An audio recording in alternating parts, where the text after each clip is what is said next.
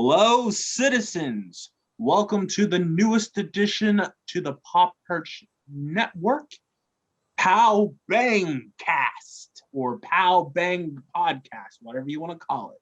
I'm your host, Peyton, aka the Panel Protector, aka the defender of all superhero and comic book related media.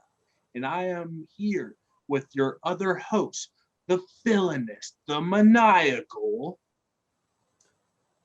Dr. Shadow. Pleased to meet you. Excellent intro there.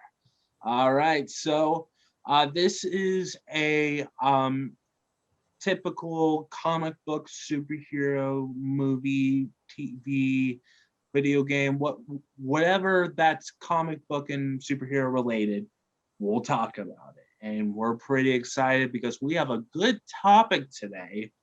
The much anticipated, and when I say much anticipated, I mean much anticipated Zack Snyders Justice League, aka the Snyder Cut.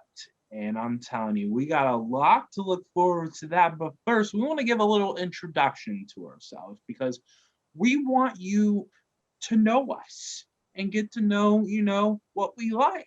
So yeah, just talk to us, like we're your friends. So without being due, Alan, what was your Yes. first introduction to comic book superheroes? Oh, I'm sorry. What was your name again? With all due respect, it was Dr. Shadow. I knew that. Okay. Mr. Shadow, can you please continue? Doctor, I love the titles. Okay, Mr. Shadow. Very well then. Basically, as we talked before, like my introduction to the superhero genre in general was, two things. One was the Tim Burton's Batman 1989 movie, and the second thing was Batman the Animated Series. That basically got me into the superhero genre. But when it comes to this, a comic book, the first one I ever read was in elementary school, and it was called Hulk versus Spider-Man. So basically, when it comes to the comic book and superhero genre, those three were basically my first introductions, first steps, that I did, before I started to become this gigantic, geek and fan of this amazing universe that we have today. I don't blame you there. My story is kind of similar there. I got introduced through, well, a few things. One, a few superhero cartoons and whatnot, like Teen Titans and all that good stuff, all that nostalgic goodness. And also the Sam Raimi Spider-Man movies. That was like the one thing that just like it had all that wonder to it. And looking back on that now, they are, especially the second one, just a fantastic trilogy and something that cinema and comic book movies like wouldn't be the same without. And as far as me getting into the comic books goes, it's been kind of a little long story, but well, not long story, but it was kind of a long ride. I got introduced when I was around 6. The Fantastic Four movie came out. My mom and I went to the local grocery store, and she's like, "Hey, Peyton, there's a Fantastic Four comic. You want it?" I'm like, yeah. So I read it. I'm like, oh, holy crap. Like Reed Richards has glasses and, all that cool stuff. And then later down the line, I was kind of going back and forth to like other hobbies and whatnot, superhero cartoons and whatnot. They were kind of in, the background. I get into them. And then when I was 12, the Marvel Cinematic Universe was kind of hyping itself out, and I was kind of like on the edge of like I was like getting into like the whole bandwagon, but I still was like in between, the fans. And I went to my first convention. By the way, guess who was there? Stan the Man Lee. And not to brag, but I had to been at least 2 yards away from him. I didn't get to meet him because it was way too expensive, but How it's much was it? I got to see his mustache. So How we much was talked it? about that before, but How much was the price? I think like $200, $300 here in the US. Okay.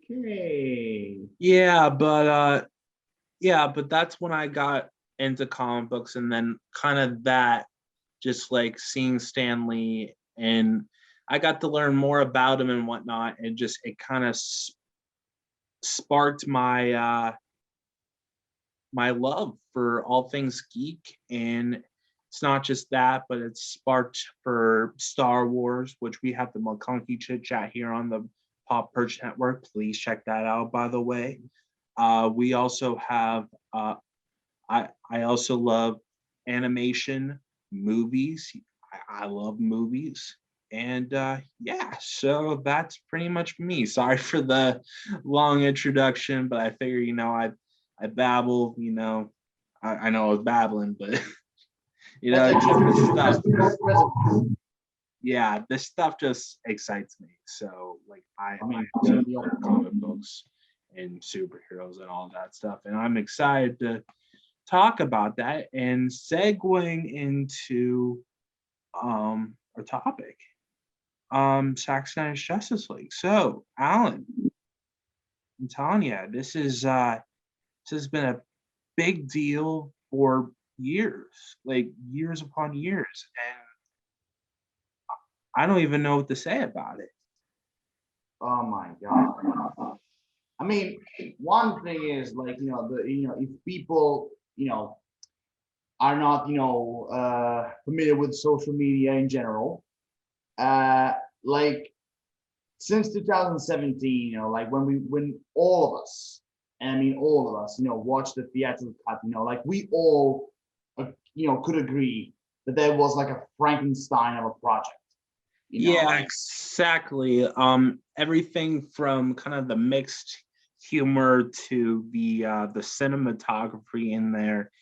It Yeah, felt a little odd, and considering that we had Joss Whedon, who created probably one of the most infamous comic book movies at the time, yeah, like come in. By the way, Joss Whedon is a completely different story, but I mean, I do have to admit he made some really good stuff. And even though I look back on Age of Ultron now, and I'm not the biggest fan of that movie, I still really liked it.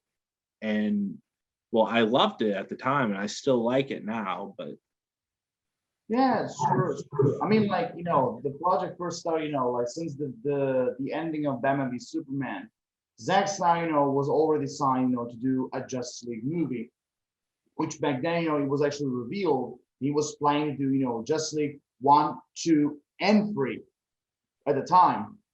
And basically, he wanted to, in his own personal vision, he wanted to start basically a DC cinematic universe as today we know it, the DC extended universe, and basically, through him, try to compete with Marvel. But unfortunately, like with the Batman v Superman, criticism, which is a totally different story. Like basically Warner Bros. Was kind of worried, that they will, they will not screw up the same way we, with Justice League. So basically, Zack Snyder was doing it, but even during the production, he like I've seen for interviews that he said he had conflicts with the Warner Bros. With some of the things he wanted to bring in it, and basically, through the production, he had Zack Snyder, unfortunately, he had a tragic death in his family, so I mean, God rest his daughter's soul, and, I'm really like he can have, like he has my condolences, for this tragic thing that happened, so basically through that he abandoned the project, and basically, they brought, like you said, Joss Whedon, to finish it. But the crazy thing is that, at first they said, oh, Joss Whedon, he will just simply bring a little bit of humor, make some touches to here and there. No, like he swapped everything. Like I will say this, basically maybe 15 or 20% wasn't there when it comes to Zack Snyder's like vision. Like all their things were just simply Joss Whedon. And you can tell from the humor, the reshoots, the color, like the CGI, like you can definitely feel like, this is more of a Joss Whedon Justice League than Zack Snyder. But I will say one thing, and I know people who see this podcast will kill me, will hang me, will shoot me, strangle me. But I'm one of the rarest people who liked, and I'm still sticking to that, Steppenwolf's design. I don't care. We talk about it all the time, and he's a bigger DC fan than I can ever be. I'm definitely getting more into the content when it comes to it. But I saw Steppenwolf's original design, and I see where Alan is coming from on that. But I gotta admit, the Snyder Cut has a really cool design. Look, I will tell you this. I will tell you this, and like this is really a long shot, but like if Zack Snyder or Deborah Snyder see our podcast, like I will say right now, with all due respect, if I didn't like your version of Steppenwolf, doesn't mean I hate the movie, because it's just about a design thing, not the character thing, because I will tell you this, the way how Zack Snyder treated Steppenwolf's character in this movie, I'm telling you right now, it made me forget my disagreement with the design, like that, like the way how Steppenwolf's journey was in Zack Snyder's version, like it was way better than what Joss Whedon was trying to do with him, like way better, because let me give you a little example, and I believe you will know as well, Captain Panel, that basically, okay, so the theatrical version, Steppenwolf just simply magically appears, and basically he takes $1. He appears in Atlantis, boom, boom, he takes $1. And then I will admit, the most ridiculous thing they've done, while they were fighting Superman, when he was resurrected. Well, by the way, I just want to lay this out here, but you probably knew that, and we'll make sure we put this in the description below. There will be major spoilers, not just for the Zack Snyder's Justice League, but for the original Justice League that got theatrically released. So if you have not watched it, please go and watch it, and then come back here. Trust us. Yeah, trust us, because believe me, Zack Snyder's Justice League is not something you should watch. It is something you should experience. Mm-hmm. Because it really is like, and I will tell you right now, everyone who's complaining about the 4-hour thing, trust me, if you're invested in the movie, it will go by you like that. Yeah, trust exactly. Me. Feel more like 2 hours. Yeah. But Alan, so that being said, with all that stuff, overall, what you think? Well, the theatrical cut, my verdict. But when it, I'm just kidding. But I'll get to that in a second. But I was trying to say, like, if you remember when they were fighting Superman, Steppenwolf just simply appeared into the lab, in the Star Labs, and basically off he goes. He takes the box, and basically they're looking at they're looking upstairs, and like, Steppenwolf took the box. Damn it! I was like, what? I was like, like no combat, but in this movie, he actually has a journey, like a actual character arc journey, and you actually see, how he's trying to get the boxes, So that's one thing I would say, which is a big positive when it comes to this version of Steppenwolf. Anyway, back to your question, what do I think of Zack Snyder's Justice League? Yes. I'm telling you right now, it is a massive experience, that I can tell you. But also, I will tell you this, and I don't care what people think, but I believe that, like this, for me, which for a lot of people as well, this has to be the best D6 universe movie I've ever seen. I mean, like this movie, really, I'm not bragging, I'm not overdoing it. Like this movie is not only one of the best, or maybe the best movie that Zack Snyder ever did, but also it is like personally, I think like it's one of the best superhero movies ever made. Now, this could be, not for you, panel, this could be debatable, but for me personally, it is one of the best superhero movies I've ever seen. And like, like, like when I saw the movie with my friend, I was like, we were literally applauding, for what Zack Snyder did, because it was totally worth it. I'm gonna say right now, his daughter would have been proud of him, definitely, because this movie was definitely made for her.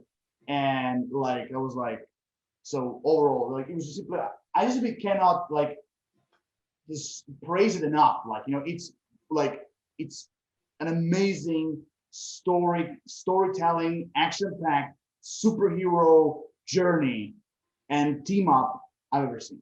So overall, loved it in general. Yeah. By the way, great thoughts there. I love your enthusiasm for that, honestly. So yeah, like I've said before, I was not a big fan of this idea for the Snyder cut. One, I didn't think it existed, because everybody's like, well, there has to be a lost cut of the Snyder cut somewhere. Where is it? Where is it? Where is it? And like, you weren't like too excited about it either when we first talked about it. And I was perfectly okay with the Justice League that we got. I wasn't the biggest fan of it, and I didn't watch it after that, but I mean, I didn't really, hate it either.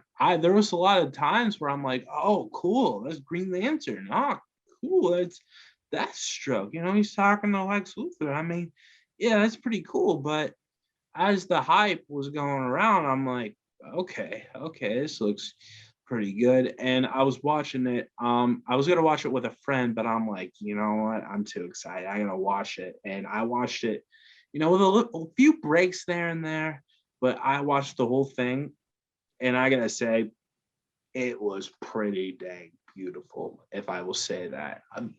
To start it off, the one thing that I will give a major applause to Zack Snyder on it is the cinematography. As a film nerd, I just gotta say, I love how it looks, just the depth of it just makes me just get emotional, just the depth of like how it looks.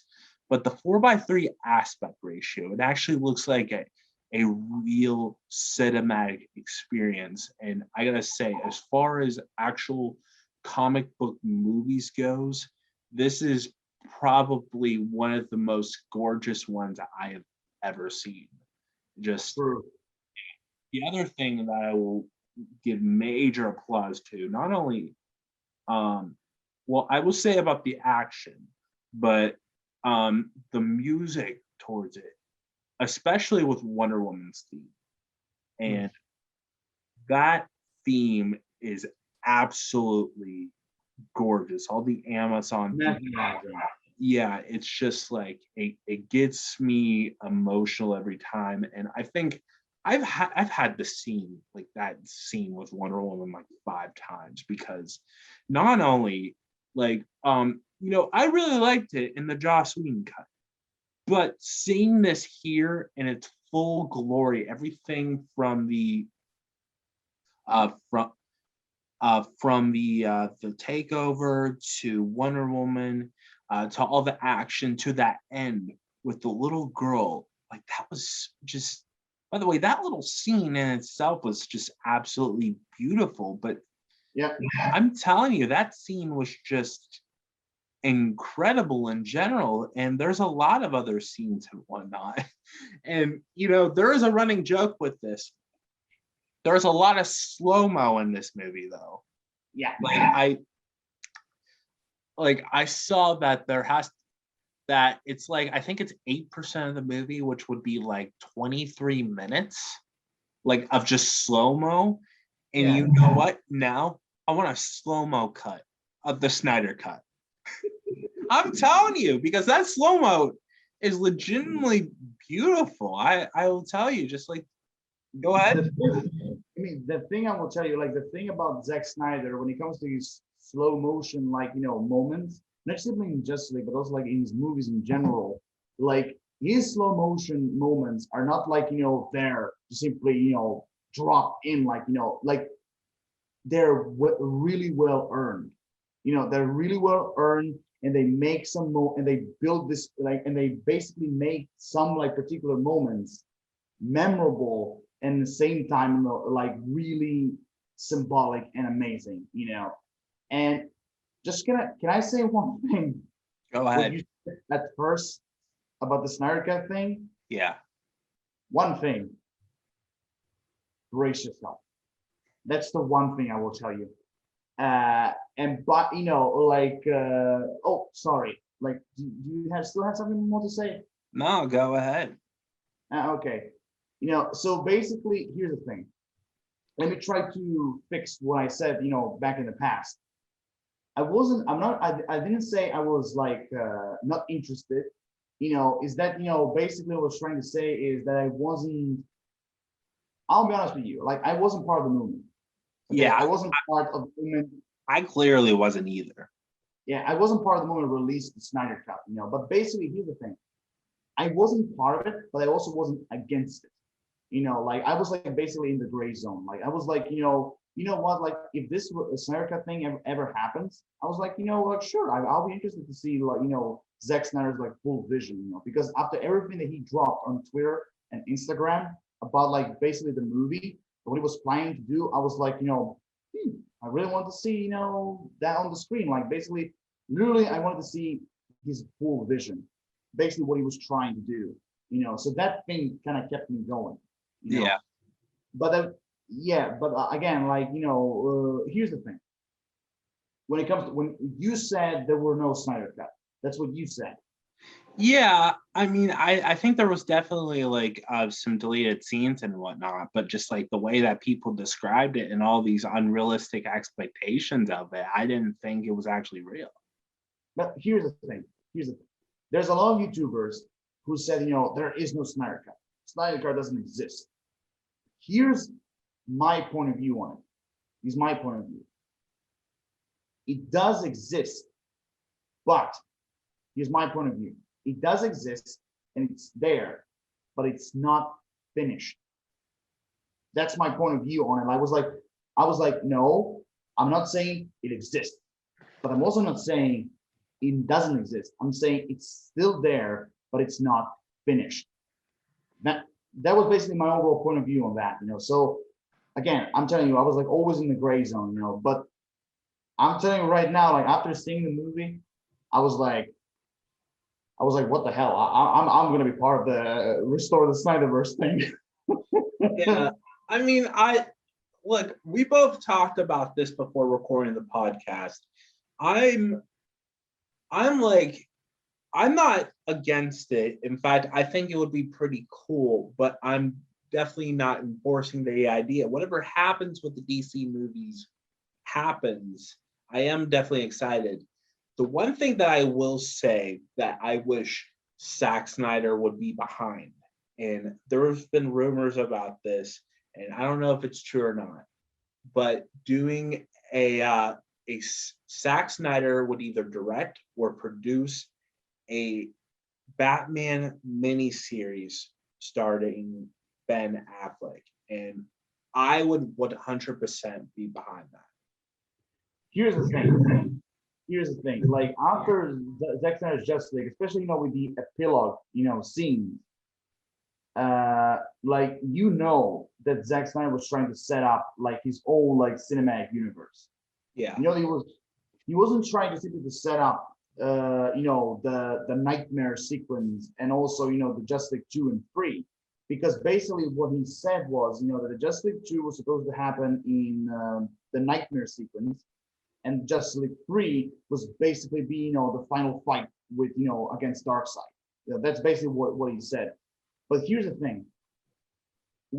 I actually like seeing Joe Manganiello's like interview. What was supposed to happen in the Batman like movie, where basically Batman goes against Deathstroke, which of course I would love to see that. Like Ben Affleck's Batman against Joe Manganiello's Deathstroke. I was like, oh my god, like please, I was like, at least please make this happen. Like you said,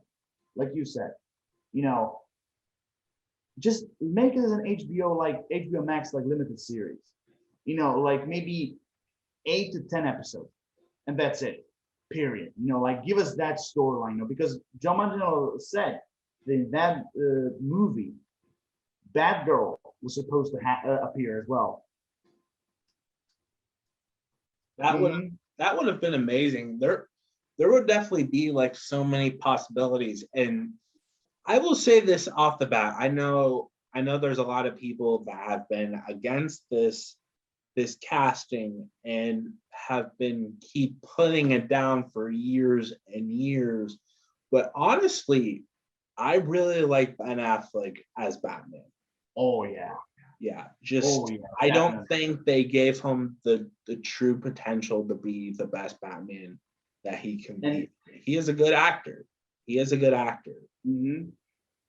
But let me tell you this, panel. Sorry, Captain Panel. Thank you.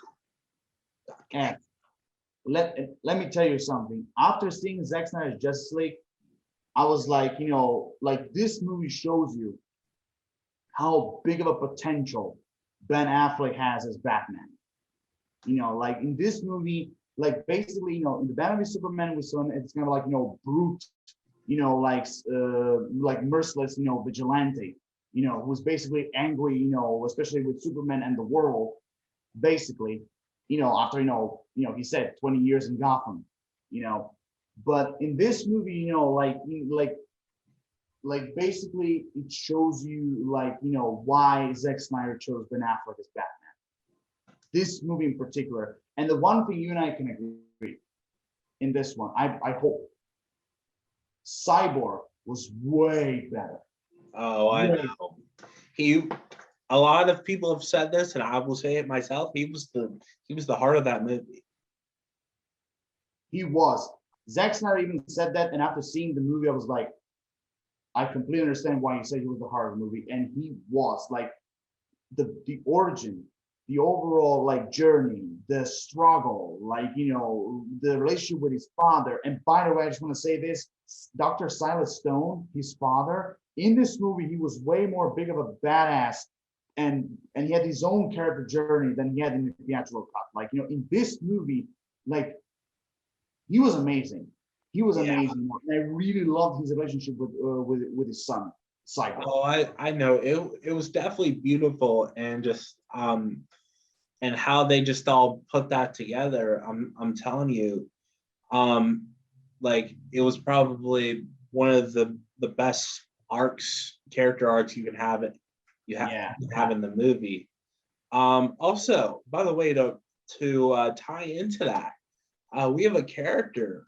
We actually have a few characters that are kind of new to the mix. You want to talk to them about them first, or you want to go down the line and just talk about the characters that we've known before? Okay. Can we go first with the Justice League, then the villains, and then the other characters? Can we go that path? Yeah. All right. So we got Batman down, I think. Yeah. We got Cyborg. Flash. Flash is someone I really want to talk about. the Flash in this movie was like you can see that his role was extended. Like you can like basically, like Zack Snyder said, in this movie he was trying to do introduction to all the new characters, Aquaman, the Flash, and Cyborg. And as we talked about, Cyborg, like he was just simply amazing, and he was the heart of the movie. He really was. And I will tell you even this. I will tell you even this.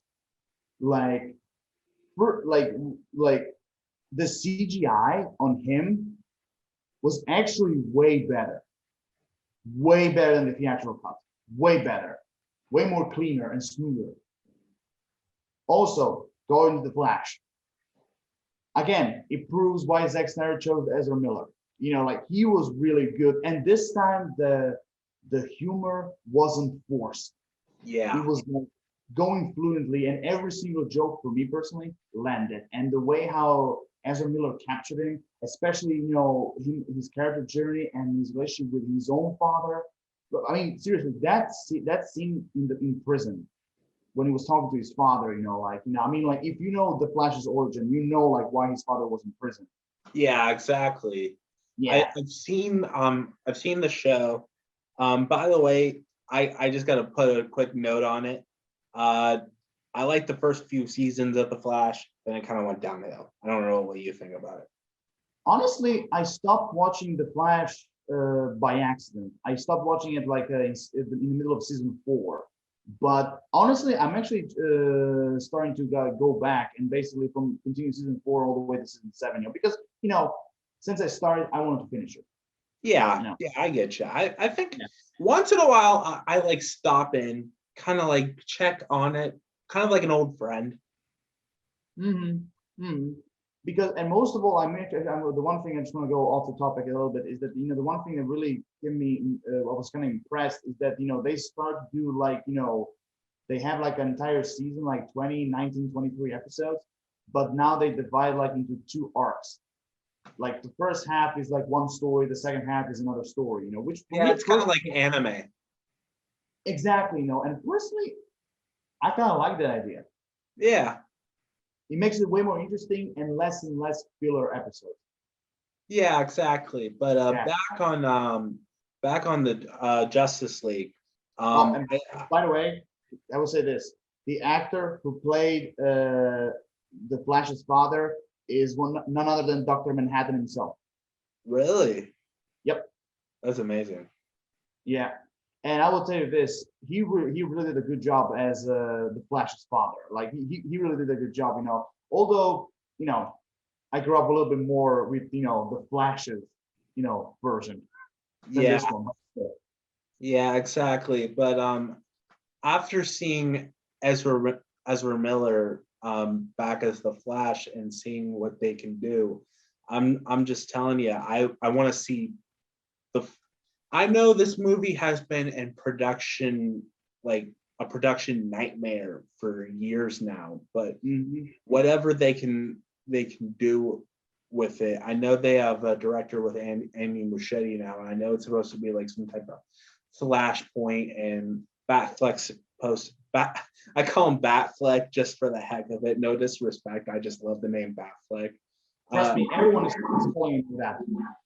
Yeah, but Ben Affleck, Michael Keaton, they're also Supergirl, which was interesting there, and yeah, but I'm definitely looking forward to that and just seeing what they do. And by the way, I just want to say this. By the way, that scene when it comes to the Flash that they cut out with Iris West, that scene was beautiful. Oh, it was like everything from the window shattering to all of Ezra's bantering. By the way, they shouldn't have cut out that scene. Like, I know, right? Like even if it was a little bit, even if the movie wasn't a little bit longer, I think it would have given more depth to Barry. Than just having to draw on somebody's face and yeah, I mean, like in jail. Yeah, I mean, like I will tell you this. When it comes to the Flash, I am so glad that like slowly running scene and watching Superman, I was so glad that was Zack Snyder's vision. I was so glad because that part was like, I'm hoping it's not cut off. I'm hoping it's Zack Snyder's vision. I'm hoping Yeah, that's I was hoping that too. There was a few things like that. By the way, can we just both be happy that we do not have to see Henry Cavill's CGI mustache? I'm telling you, I was watching that in the theater. I was so freaked out. Here's Why the thing. is his mustache? Okay. Can I say one thing? Can we keep that for Superman topic? Okay. Okay. Let's concentrate more on the others. Okay. So let me just see the Flash. I mean, basically, like I said, most of the things really, stay that way. And also, there's one more thing. I was really happy that stayed. That was actually Zack Snyder's work. Is What? basically when the Flash asks Bruce Wayne, like, what's your superpower again? And he says, I'm rich. And I was like, thank you. I was like, oh my God, I'm so thankful that was Zack Snyder and not Joss Whedon, because that was one of the humor type that I really liked. I was really, afraid, because again, can we both agree that no matter if the story was the same, that this feels like a totally different movie? Yeah. Yeah. So that's one thing. Oh, and by the way, the one thing that kind of, also it's some exciting news that the actress who played Iris West in Zack Snyder's Justice League is also going to come back to the Flash movie. Yeah, I did hear that. I'm really glad. I really like Kiersey Glenn. Yeah. Let me see. Also, like I said, all the jokes landed, and again, I'm a big fan of his suit. I'm really a fan of his suit. And, I love that suit. Yeah, and I would say that's the joke in the graveyard when he's like, so, like, what about Wonder Woman? Like, is she for a younger man and all that? Like, do you think they have any chance? And Cyborg, like, coldly as hell, he was like, she's 5,000 years old. Like, oh well, like she would be like his great grandmother more than a lover. But I really like that joke. That part, and also, come on, when he smashed into Aquaman, and Aquaman is like, and he's like, dude, I'm so sorry. Like that part was so funny. Like I was like, oh my God. And can we just simply say that peace death has stones when it comes to the Flash?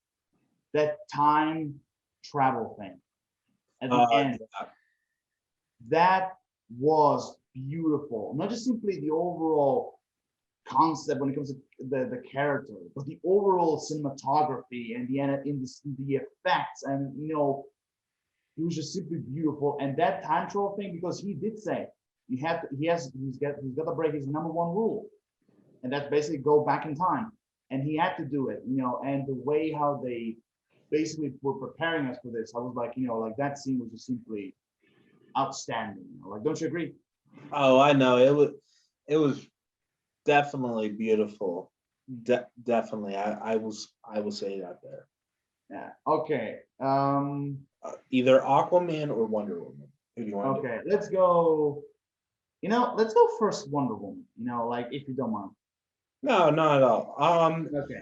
Like I said before, with her score, and well, nothing has really changed with Wonder Woman because she was probably one of my favorite characters in the last Justice League movie. And I wasn't the biggest fan of 84, but I mean, I will tell you that Gal Gadot definitely makes Wonder Woman Wonder Woman.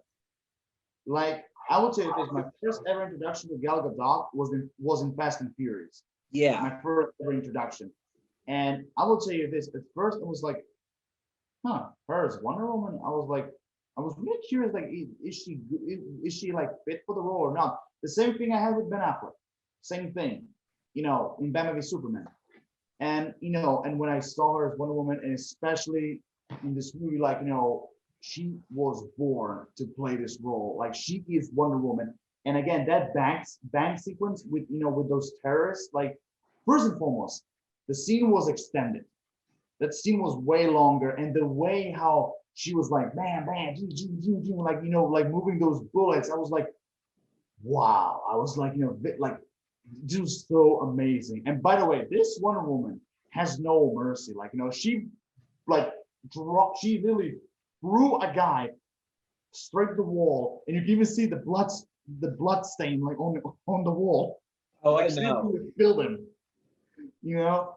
I, Like, yeah. and I'm gonna tell you this, like just like every single character, you know, like Batman, you know, he had his own journey, especially, you know, with like, you know, basically, you know, being inspired by Superman, and basically, you know, like trying to bring back his old ways, you know, when he was more merciful, we'll just put it that way, you know, like basically Superman opened his eyes, you know, to the world and his sense of justice, you know.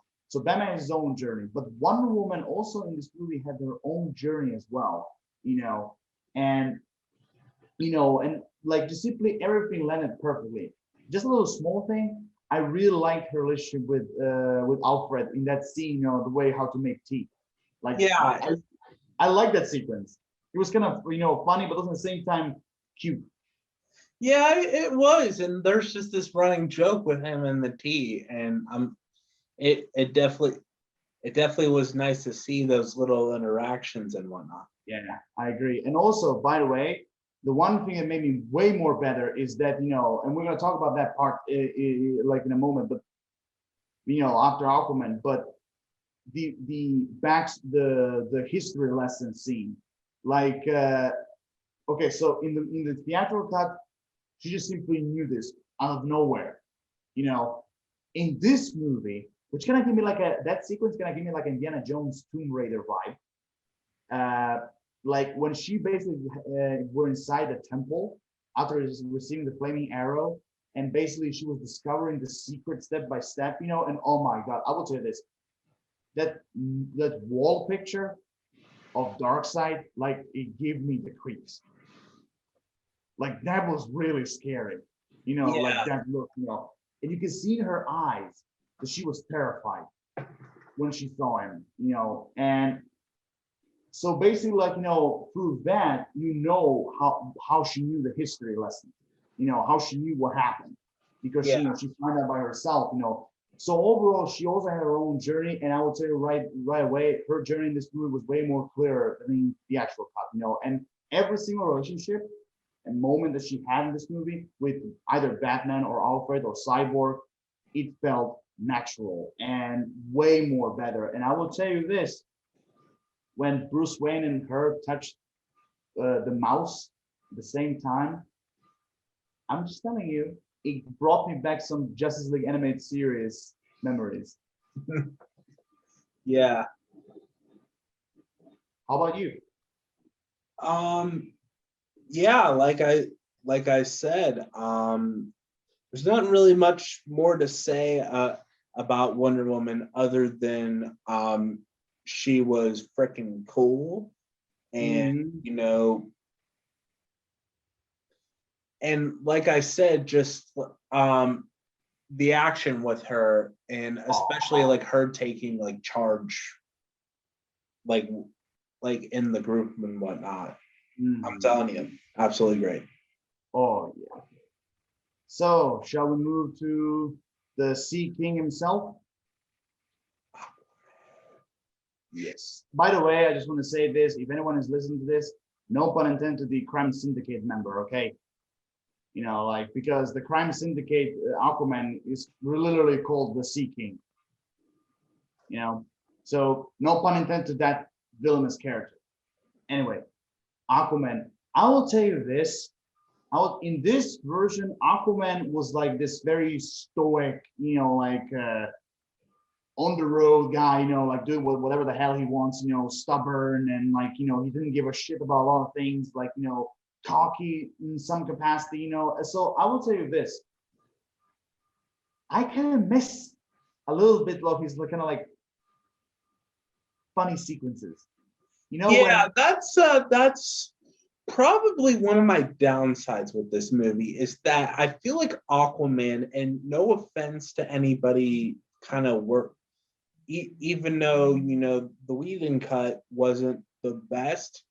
No. He actually had stuff. I felt like he actually had stuff to do in that, Can we opposed to both this agree? where he just looked badass.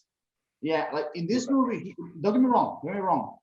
Jason Momoa did a really great job in this movie. Like he like his Aquaman was still badass and great, especially his character journey, you know. And also, both we can both agree that especially with the scenes that were cut off, and I was so pissed like why they were cut off. You know, with Balco and Mara, you know, like there were some scenes that were cut off, especially with Balco, because that scene with Balco for me, and by the way, you know, play by Willem Dafoe, that scene, I was like, why the hell did it cut off? Because that scene connects him with the Aquaman movie that we saw. Yeah, The Ocean Master thing, you know, like I was like, why the hell did they cut off that scene? You know, because it was really, really good, you know, and very important when it comes to the Aquaman's journey. yeah, But the one thing, exactly. Oh, but I'm the sorry if I'm interrupting. I just want to say one more thing yeah, before uh but the one thing that this movie does, that it's kind of a little bit disappointing.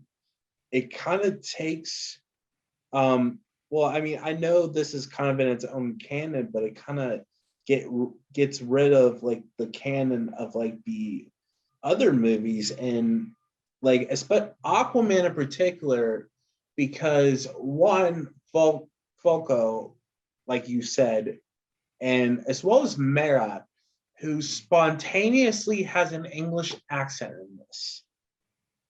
yeah, one thing we can both agree, like with all due respect, that is very little that I have for Amber Heard. Like with all due respect, like her British accent is not that good. It's kind of terrible. You know, I mean, like, you know, like I don't know how to describe it. I really don't, you know, because you know, I'm not gonna say, oh, like, oh, she sucks. Like, no, like I'm just saying that it's not that good. It's like basically the way how she talked, it basically sounded like like she was trying, like with all her strength, like she was going on with full force with the British accent, which basically instead she had to be like more, you know, like more softer, like more relaxed, British accent, but like in this version you can definitely see she went like full force on it, you Yeah. know. So that part, so I could, but try to remind me, in Aquaman, she didn't have the British accent, right? No, it was So, flat out American. yeah, that's the one thing I was like odd. I was like, huh? Because when I saw the Zack Snyders Justice League, I was like, like, wait a minute. I was like, what the hell is this British accent? Because in Aquaman, I don't remember she was talking British. I was like, what the hell? So I was like, oh, like so. Like I was like, what the hell is happening? Like what the hell is that? And I know maybe Zack Snyder was trying to do that at first. Maybe she was trying to do that at first, but then later on, it was like, maybe that's bad. I do want to add something though. This has to do with Aquaman, but not so much the character. But when he goes into the scene and those ladies, I don't. Is that an actual like folk song that they sing? I did my research, and by the way, I just want to say this. Like the style of the singing reminds me of a traditional style of singing that we have here in Croatia, especially in the Eastern province. Just want to say that. But anyway, I actually did some research, and there's actually a song that is actually like that song was not like written for the movie. It actually exists. At least the research I had. Whatever it was, I am telling you that was a gorgeous, gorgeous scene. Like it, like I said before, with all this, like I think this movie, even though everybody kind of hates the slow moments, um, it the comparison I keep getting to what this movie and what Zack Snyder wanted to be with it was the Lord of the Rings. Where the Lord of the Rings, it takes his time and it kind of soaks up the essence of the beauty of these movies, of the moment and whatnot. And that's kind of what that scene in particular and a bunch of other scenes and whatnot do. I will tell you one thing. Zack Snyder in an interview compared this movie to Lord of the Rings. Yeah, that's what I was saying. Yeah. See, he was comparing it, and after watching, I was like, damn, he's so right. He's so right. And one more thing, I just want to tell you. I mean, come on, even the theatrical cut was bad. Like, we can both agree. That scene with Aquaman and the Lasso of Truth was hilarious. I don't remember it that much. When he was talking, basically he was sitting on the Lasso of Truth, and basically was saying like, you might work with the enemy. You're kind of stupid. And he was talking to Wonder Woman. He was like, oh, man, you're gorgeous. And he was like talking about like, he was afraid of dying, and he was talking so many other things. And Wonder Woman and Batman were like, you're sitting on the Lasso of Truth, and he's like he froze it at Wonder Woman, and she's like, that was very beautiful. And basically, and he was moving towards the Flash, and he was like, if you tell this to anybody, every single piranha will be after you. And he's like, I have no idea what just happened. So I will tell you this, like, that scene was really hilarious, So, and I'll be honest, like, that was the kind of thing I was kind of missing with Aquaman, a little bit of humor, a little bit, because in this version of Zack Snyder, he was playing this kind of like, tough on the street guy, this kind of like a street thug, and which is fine, like that. I will tell you this is between you and me, like, and everybody. And the podcast, yeah. Exactly. I prefer this Aquaman than the one in the comics. That's just me. Yeah, I don't know. I mean, I've seen and read some stuff, and you're definitely right, because I don't really know where you can go much with. I mean, don't get me wrong, Aquaman, his power set now has greatly improved, and he can definitely take you on a battle. But as far as actual character development goes, so yeah, I mean, but overall, like I said, everything we got with Aquaman, like from the action, I mean, like that sequence that he had with Steppenwolf in Atlantis was like really good. It was a really great action sequence. So overall, like I said, for what Zack Snyder's vision was for Aquaman, I really enjoyed it. Even though, like I said, I would prefer if we had a little bit of humor in him, but overall, what we got, I was still satisfied. And for me personally, Jason Momoa did an amazing job as Aquaman. Definitely, and I just want to say this, my man. And I will add something with you. All right. Yeah. Also, I just want to jump to one character very quickly now, because he's a supporting character, but like, not that big one. But man, Alfred had way more to do in this movie as well. Yeah. And I will say it again. I know people prefer Michael Caine as Alfred, but Jeremy Irons as Alfred, when I saw him Batman v Superman, I was like, oh my God, like, this is the Alfred from the comics. Like, this is the Alfred, like, with experience, being cocky and like a little bit, like having this kind of like MI6, like, personality, like genius when it comes to engineering and all that. Like, Jeremy Irons as Alfred, like, he was an amazing pick for this role.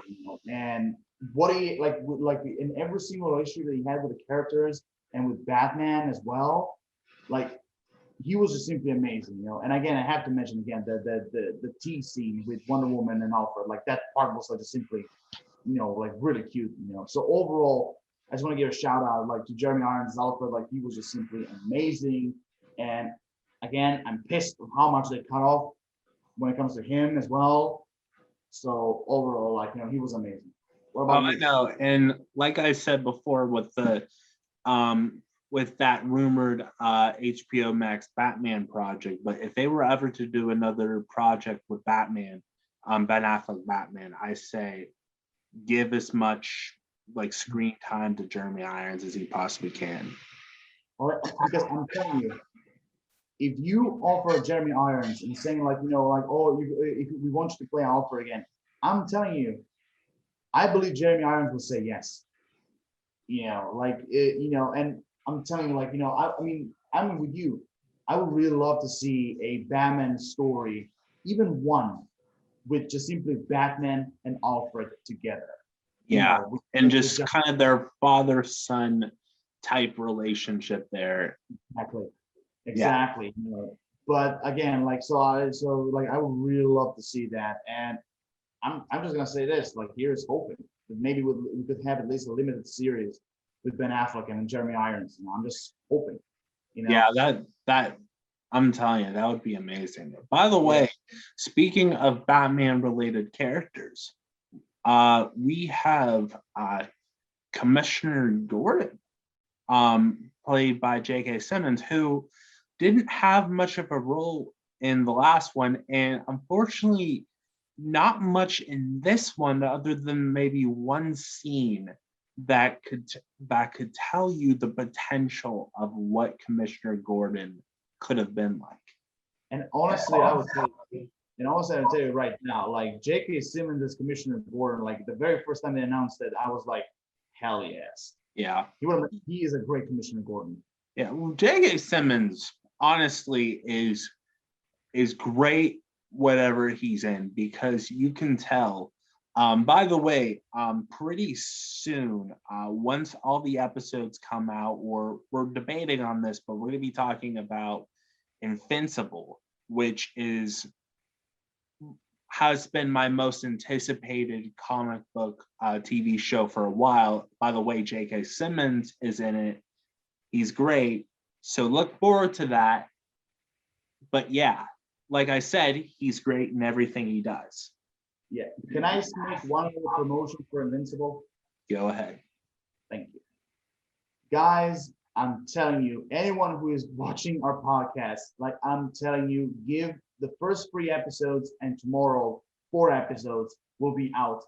And I'm telling you right now, give this show a chance. Yes. Because just like the comic books, because just like Captain Panel, even I read all the issues. I know the entire story. I know all the characters, and trust me, the way how Robert Kirkman and the crew brought this story to life, it was just simply beautiful. And I'm telling everyone, give Invincible a chance and see it, because trust me, you won't be disappointed and you won't regret it. Exactly. Alan has read all of it. I'm on my journey to read all 144 issues. I'm nine volumes in so far, which is pretty impressive if I say that myself. I'm not bragging, but I mean, considering, that there is a lot of volumes to go off. I mean, I'm pretty sure 9 volumes, but I'm telling you, it's a beautiful,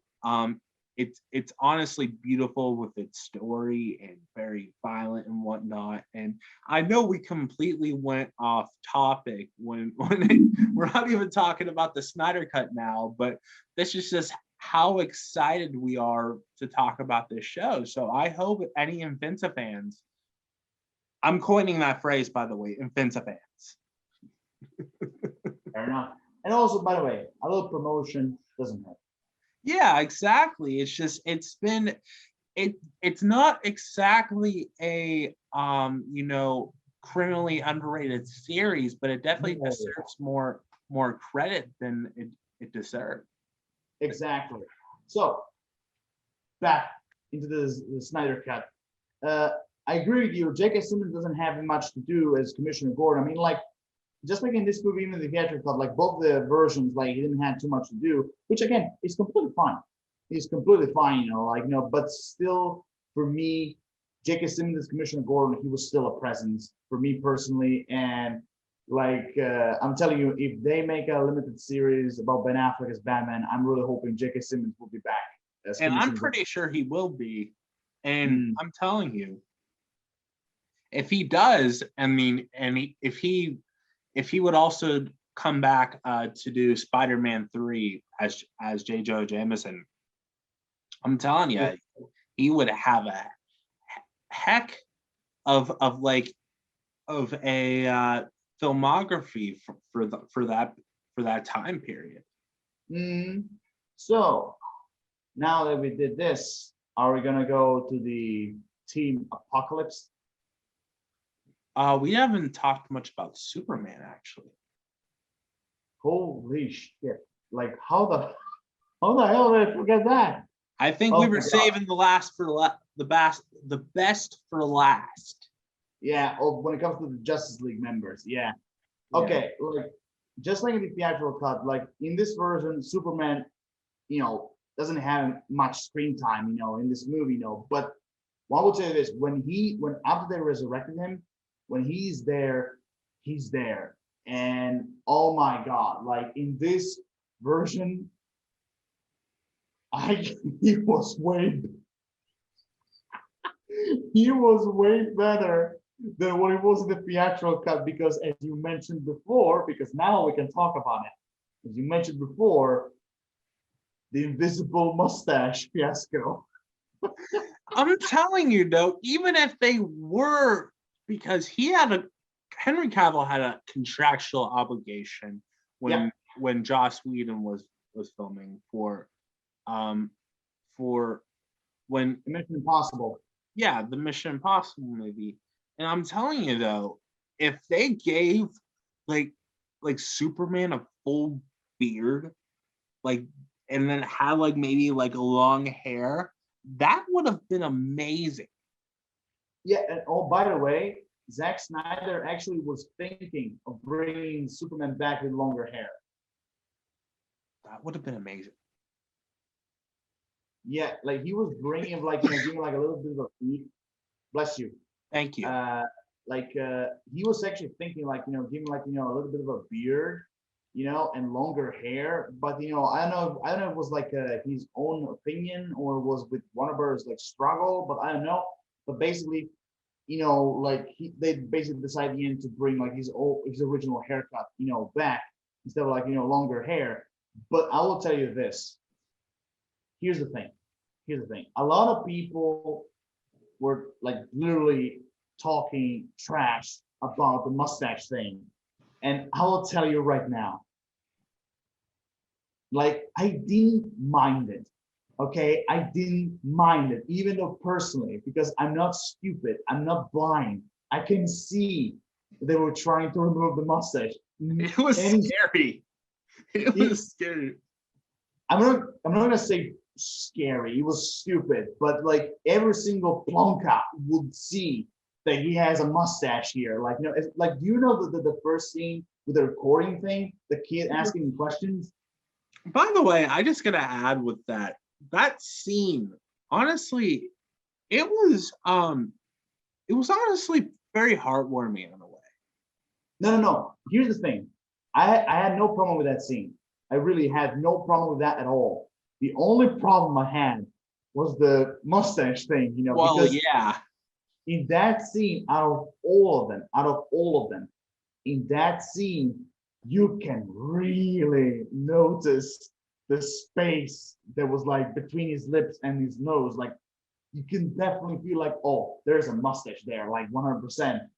And I will say this, there were some scenes where you can see the mustache, but I will say this. The scene where he says, "Do you bleed?" to Batman? Okay. A lot of people were making memes of that scene when you see that face, but honestly, I was that was one of the parts that I was it's not that bad, it's not that bad, but again, In this movie, there are no mustache thing. You know, like there is no mustache. Like that is actually Henry Cavill in his Superman prime. And I will tell you this. I will tell you this. The scene when he was walking towards Batman and he was like blasting with his laser beams. I will tell you right now, it worked way better without "I know you, you won't let me live, you won't let me die, tell me do you bleed." Like with those two things, without that, it was way perfect, way better. And I will tell you one thing. Uh, I'm so happy there was no that, oh, there's definitely something bleeding. Like that part in the theatrical cut was ridiculous. I was like, first of all, that's something that Batman would never say. Yeah, 100%. And that especially scene, in the suit. oh yeah. And also that scene with when Superman came back and punched Steppenwolf, and he was like, well, I know you didn't bring me back because you like me. And Batman's like, I I don't like you. I was like, for real. I was like, Joss Whedon, for real? Like you're gonna like I know you're trying to mimic the Justice League animated series version, but this is ridiculous. Like like even that version would never say a thing like that. You know, and but I will say this: when he showed up in front of Steppenwolf in this version, and he's like not impressed, and he's like he frozen that Electro axe that of Steppenwolf. I will tell you this: the line worked way better in the theatrical cut when he said, "I believe in truth, but I'm also a big fan of justice." Bang! Like that. That quote worked way for me. Works way better than I'm not impressed. Just saying. Just saying. I know that there's going to be a lot of people who are going to kill me, but just saying. I believe in truth. I'm also a big fan of justice. For me, sounded way better than not impressed. What about you? Yeah, That's all. pretty much. I don't know what to say. Okay. And also, I would say this about Superman. Every single scene with Lois Lane and his struggle to basically to come back with all the memories and everything, like it worked way better in this movie in the theatrical cut. Way, way, way, way better. And his like reunion with Martha Kent was actually way better realized. And I will even tell you this: like that scene when he was walking in the inside the ship, and you see like all the suits, the voices of like Jor-El and like Ben, like basically Russell Crowe and like Kevin Costner, like those two basically who were like the two fathers that he had. And hearing all the quotes from Man of Steel combined with them together alongside Superman, like, going around the corridor and finding the black suit, like it was just simply beautiful. That scene for me was emotional with those two talking, like Yeah. in his head, like that was really beautiful. And I will tell you this: the black suit thing was actually well earned. And I will tell you this: he looks really good in black. He does, definitely. I'm not sure if there was like much of an explanation for him just wearing the black suit other than it was in the comics. Well, in the comics, oh my God, I really don't quite remember the why he had a black suit. That part I actually don't quite remember because I didn't read that part of the comic book for a long time. But but I do know, Zack Snyder brought it up, because of the death of Superman, storyline in the comic books. I know that he brought that up, but also, if I remember correctly, every single suit in Man of Steel, like, when you see the Kryptonians, every single suit they wear was black. So maybe that had to do with that. I don't know. I don't know. I know Jor-El's suit from Man of Steel. Man of Steel was blue. That's true. That is true as well. That is true. But seriously, I want to ask you, like, what did you thought of that, scene when basically, you hear the voices of Jor-El and, Kent. What did you thought of Like that you scene? said, I definitely was emotional. I was looking at just like the details and whatnot. I was just like looking at all the suits and whatnot. They're nice suits. I gotta say that. Mm-hmm. I gotta say those Kryptonians. They got a good tailor though. They need to tip that tailor well. You know what I'm saying? Yeah. Do you know the scene? And I will tell you this: the scene, the way how they resurrected him, actually worked way better in this one. Way better. Yeah, And I really love that touch. What? makes more sense. Yeah, makes way more sense.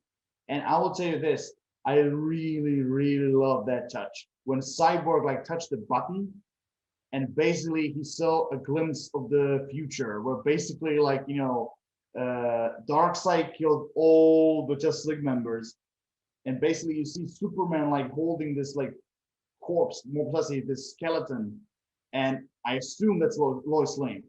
I assume that's Lois Lane, and he's like in tears. He's like broken, and basically Darkseid comes in. He puts his hand, and basically I believe the way how his reaction was, I believe that was Darkseid when he had the anti-life equation. I believe that's actually when he already got it, and basically after that, boom, the Earth apocalypse is born. Like with That's what they. everyone dead. Oh, by the way, there was an Easter egg there. Well, I'm not sure. Yeah, it was pretty much an Easter egg. The, kill me if I'm wrong, but that was Killwatt. It was a Green Lantern, yeah. I think that was Killwatt. If it was, that would be amazing. And which this kind of proves that the Green Lanterns are out there. Yeah. Basically. Well, there was an interview actually that Snyder actually, and by the way, we both talked about this.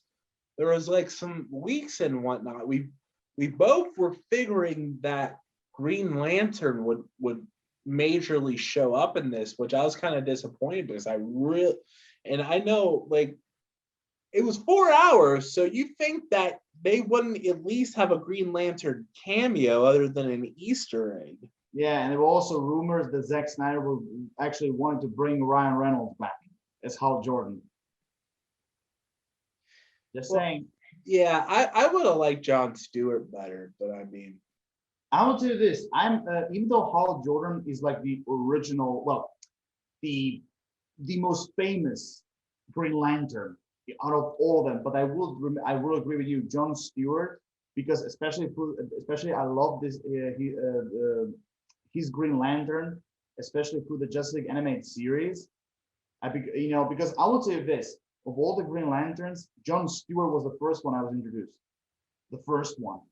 yeah. Through the animated series and through Justice League Unlimited, and through that, I start to love him way more than Hal Jordan, way more. And I will tell you this: if, for example, if Zack Snyder decided to, instead of going with Hal Jordan, to go with Stewart as the Green Lantern, honestly, I wouldn't mind. I wouldn't mind at all. Well, they were gonna do. I'm pretty sure this is scrapped out completely, but it was announced for 2020 when they were announcing all the upcoming DCEU projects, the Green Lantern Corps. Yes. Yeah, it would have been pretty interesting to have because I heard that they were gonna do like maybe like a buddy cop with Jordan and and Stewart. Yeah, I mean, like that would be also pretty awesome to see. Yeah. Like that would be really interesting to see. Because in the comic books they did team up a lot of times. Yeah. You know what has been cool though? To have like kind of like an older Hal Jordan and kind of have a younger John Stewart. Well, that's kind of difficult because because when John Stewart became Green Lantern, if I'm not mistaken, like John Stewart and Hal Jordan are very near when it comes to age. Yeah. They're very near. So, and I do now. I'm not for sure. When actually Jon Stewart became a Green Lantern, like was in the same timeline as Hal Jordan, or maybe later. I'm not quite sure about that. But I will tell you this. Basically, if you're gonna get a Green Lantern Corp movie, if we got it, be sure that we will definitely not see just simply Hal Jordan, Jon Stewart, but we will also see Kilowog, Sinestro, and the other Green Lanterns. Yeah. Oh my God, what's their name? There are other 3, 4. They're very famous as well. Like the human ones? What? The human ones, like Guy Gardner, Kyle Rayner? Yes. Them. I will tell you, we will definitely see them as well. Definitely. But I will tell you, but anyway, back. I just want to say one funny thing. When he was holding the skeleton, I do believe you also believe that skeleton was Lois Lane. Definitely. Yeah. When Darkseid. No. I changed my mind on that. I know who that skeleton was actually. Mephisto. Huh? Mephisto. It's a joke. Yeah, I know. And also wrong universe. Yeah. I just wanted to make a joke about the whole Mephisto. Sure. And by the way, I just want to tell you, when Darkseid unleashes the Omega Beams, I literally screamed. Because it was the very first time we saw him on the big screen, and I was literally like, ah! It was I was so happy when I saw the Omega Beams, and I will tell you this, that vision that Cyborg had, Darkseid killed Wonder Woman, he killed Aquaman, he killed Batman, he killed all of them, and basically Superman, he put his hand on his shoulder, and boom, under the anti-life equation control, and when that scene happened with the hand thing, honestly, I was joking with my friend. I was actually making a joke and saying he was crying because there was the body of Lois Lane, what's left of it. And basically Darkseid came and he's like, don't worry, Sue. I got you. Don't worry. It's gonna be all right. You're gonna work for me. You're gonna be my new general. And everything's gonna be all right. Don't worry. We're making jokes and all that. But overall, okay, let's try to wrap Superman. Basically, again, Henry Cavill for me, it's really hard to say, but Henry Cavill for me is the best Superman we ever had. For me personally, is the best Superman. The second one for me will always be Christopher Reeve. The second one closest will always be Christopher Reeve for me. But for me, Henry Cavill will be my number one. And so the role he had in this movie for me, it was just simply magnificent, really magnificent. So, Oro, what did you think?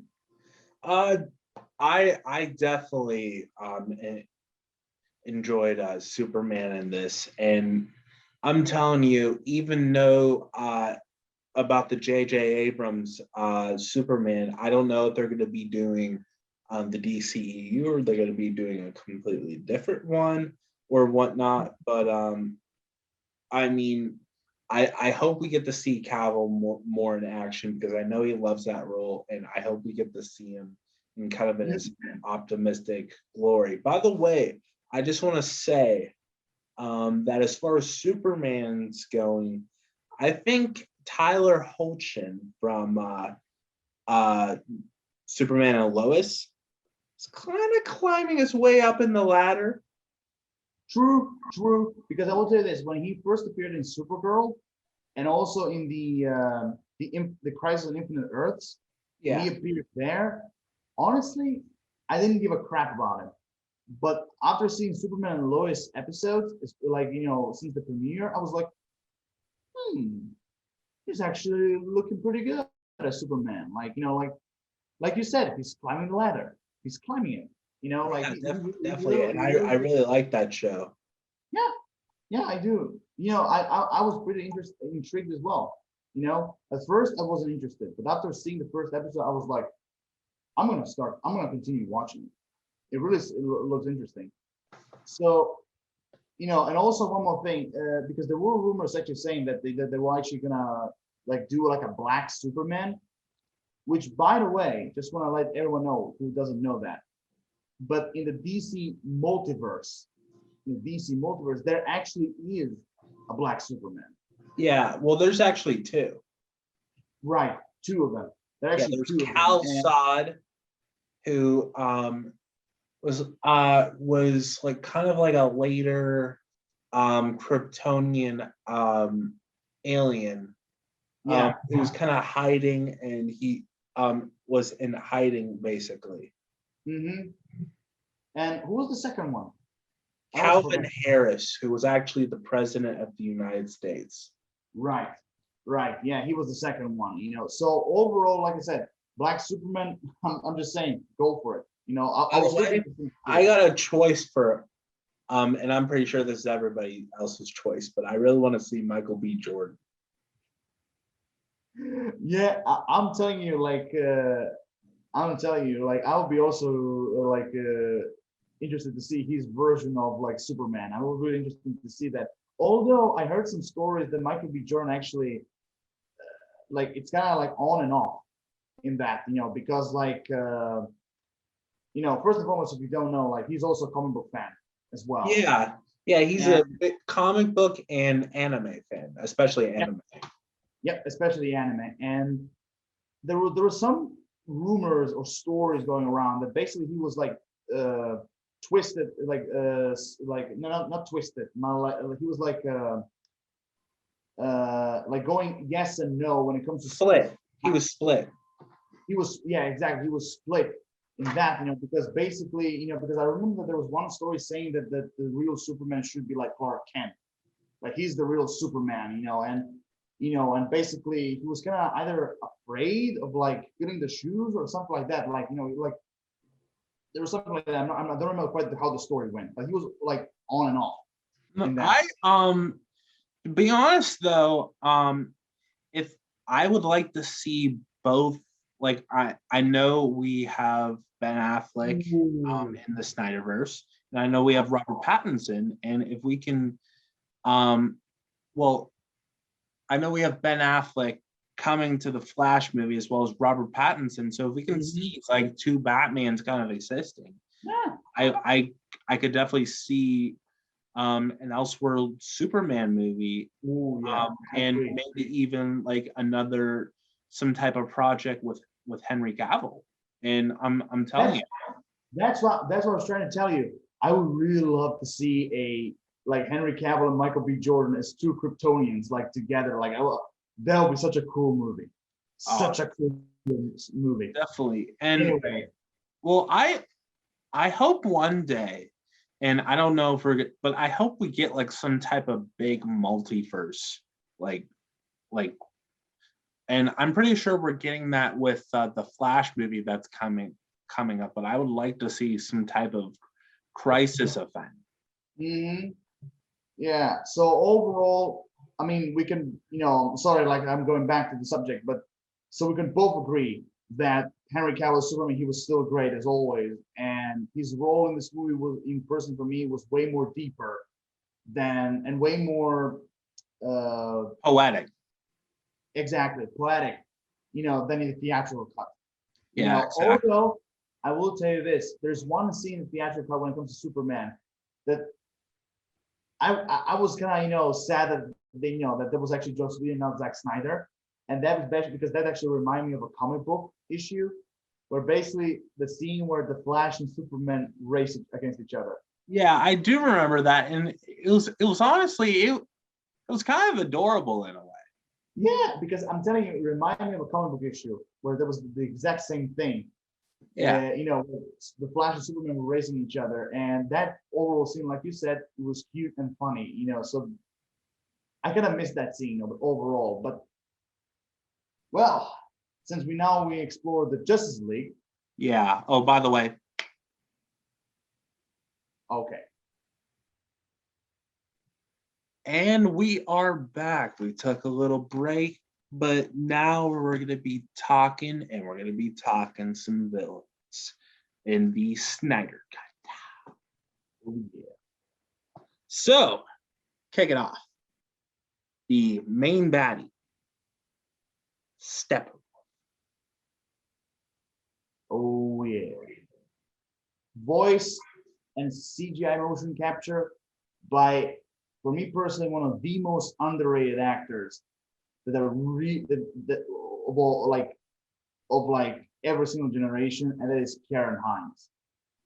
Like I'm telling you, like I told you, I said a few seconds ago, Karen Hines is one of the most underrated actors today. And like this guy has so much talent. And first and foremost, by the way, this movie was actually his first motion capture like CGI role. Nice. Yeah, did you ever saw the movie The Monster or something where basically Liam Neeson was voicing a creature? I've heard of it, definitely. Okay, it's because Karen Hines, when he was preparing for the role, he actually asked Liam Neeson for help to Wow. kind of to kind of explain to him how to work when it comes to the motion capture thing. Because I told you, there was the very first time that he ever did a thing like that, And I'm telling you right now, when Zack Snyder decided to put Karen Hines as Steppenwolf, I'm telling you, he nailed the casting because he was perfect. Yeah, he definitely. This character definitely was a step up from the theatrical cut. That's for sure. Definitely. And the one thing I was so happy that they get rid of is that in the theatrical cut, he was always mother, mother, mother, mother this, mother that. Like, yes, mother. Oh, mother. Like, I was like, when I saw the Zack Snyder version, I was like, oh, thank God they removed that, because like seriously, like then when he was saying mother the whole time, I was like, that makes no sense. Like I mean, I do understand the story that in the mother boxes, hold the soul of Hegra, who was basically the mother of Darkseid and basically the sister of Steppenwolf in the comic books. I know that story, but come on, like just simply centering on that and saying mother the whole time, that was just simply stupid, And in this version, we actually Steppenwolf has actually an actual motivation. He has a goal, a journey, like he's doing all of this basically to he's not only doing that to please Darkseid, but also at the same time, as he said, because he wants to come home.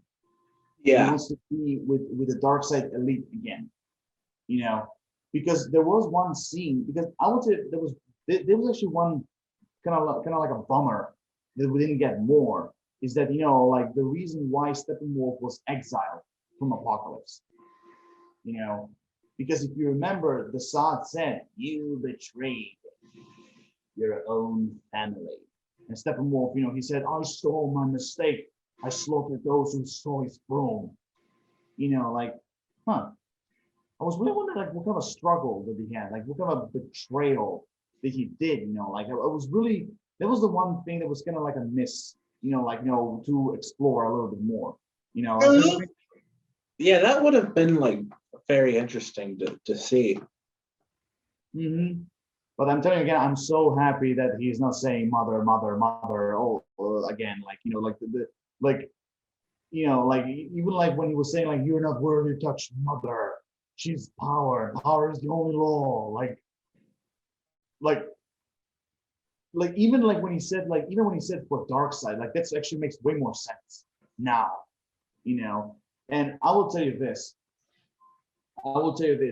like even his own intro, even though the intro is still the same, but like coming from the sky, he enters in Themyscira and finds the first mother box.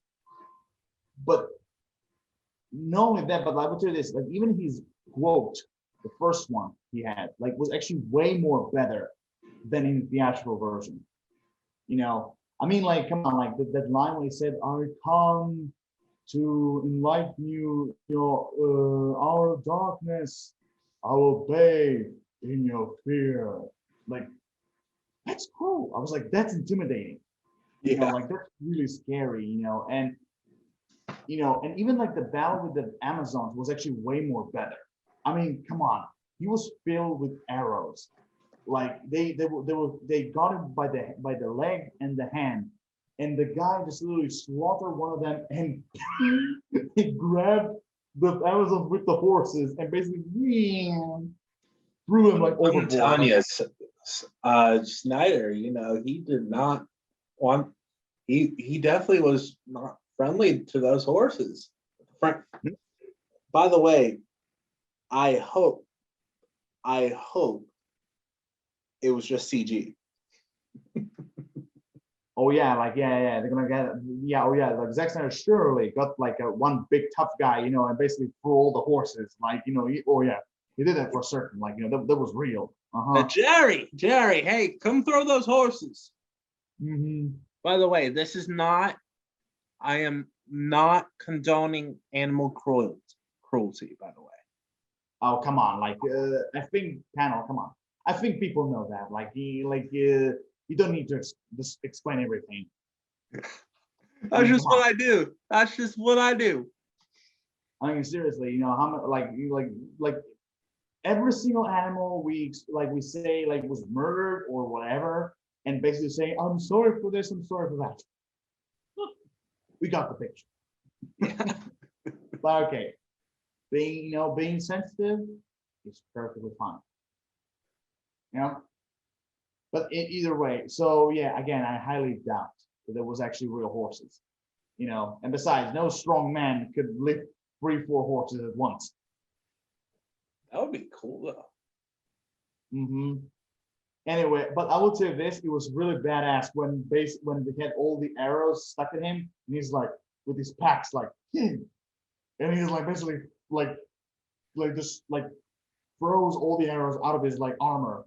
By the way, I just want to say this: that kind of irritated me.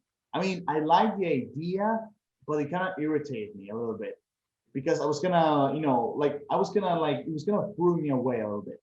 It threw me off a little bit. Like when it was actually his armor, because you notice, because Zack Snyder explained that his armor is actually alive, and when it's either calm or has like spikes, it all depends like on his mood. It all depends like what kind of mood Steppenwolf is, and and usually when he's relaxed, usually you notice the armor was like waves. He was like waving most of the time. Yeah. And so that was kind of irritating a little bit, because that was literally like kind of took me away from the scene. Like I was like, why is the armor moving so much? Like anyway, but I will tell you this: like every single scene Steppenwolf was in was like really great. It was really good, and I told you, and when Zack Snyder finally shows like the motivation and the reason why Steppenwolf is what it is who he is, I kind of felt sorry for him a little bit. Yeah. I mean, he wants to go home, man. I mean, what did you thought personally of his motivation? I don't look. I'm gonna be honest with you. I didn't really have much thought on it. On it. Period, and just kind of the character of Steppenwolf in general. But I mean, I thought from what I saw and what the comparisons were from the theatrical cut, definitely major improvement there, and seeing all the action scenes, especially the with the Themyscirans. Oh, That sequence was amazing. That sequence was brutal.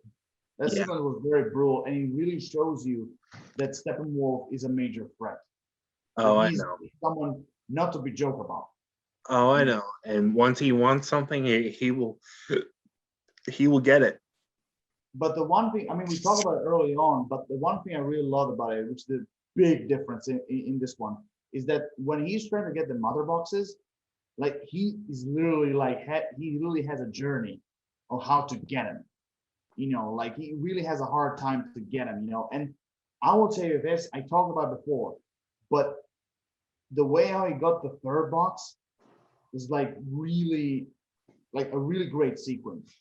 Not just even when it comes to Cyborg and Silas Stone's, sacrifice when he disintegrated himself, but like the overall, when he came down, when he went into the lab, and basically trying to get through, and and basically he was watching the scientist face to face, and he was like, "Give me the mother box." Like even that little scene was like, like you can definitely feel like, he has a hard time to get the last mother box, And by the way, speaking of mother boxes, in this movie, we actually have an explanation of what they are. Yeah. Yeah, because in the theatrical version, they just simply said like, oh, they're massive weapons who basically creates this unity, and that's it. In this version, and they explain it, I'm not gonna say in every single detail, but in this version, they actually like basically try to explain to us like in a way that we can actually get the idea of what they're doing. Yeah. And but here's the thing. When Desaad was saying to Steppenwolf, and by the way, I just want to say this just for the right here in the middle, because this will be very short, the role Desaad had was actually very fit when it comes to, because he was basically like the messenger between Darkseid and Steppenwolf in a way. And even though, I mean, how much are you familiar with Desaad in general? Barely at all. Okay, so basically in the comic books, and I think like that's the same thing here. Desaad is basically he's a member of the Darkseid Elite, just like Steppenwolf was. He's a member of the Darkseid Elite, and basically he is not only the advisor, but also he's like the head scientist of the Darkseid Elite, basically. So basically he's like an apocalyptic new god, like mad scientist. That's basically who he is. Even though in this one he looks more like a dark priest than an actual scientist. Yeah. But I will tell you this. By the way, I can't remember the actor's name, but the guy who did Desaad, I really like his portrayal of Desaad. Like it fits really perfectly. And I will tell you this: in this version, I actually like more Desaad than the comic book version, because in the comic book version he was this kind of like creepy looking, disfigured priest in a way. Yeah. In this one, he was more elegant in a way. He reminded me like of one of the members of the Black Order. Right. True. Yeah. Who I know. Who was the one with kind of like the kind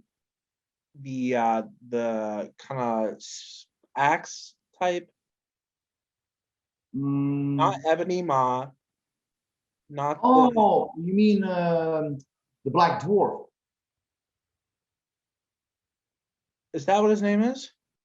Well, that's actually his nickname. His actual name is oh my god, wait, Ebony Maw is the leader. He has the power of his telepathic powers. Then you have Proxima Midnight, who is this, well, in the comics he has a helmet, and this one she has horns, with blue long hair. Then you have Corvus Glaive, who's basically the Green Reaper of the team.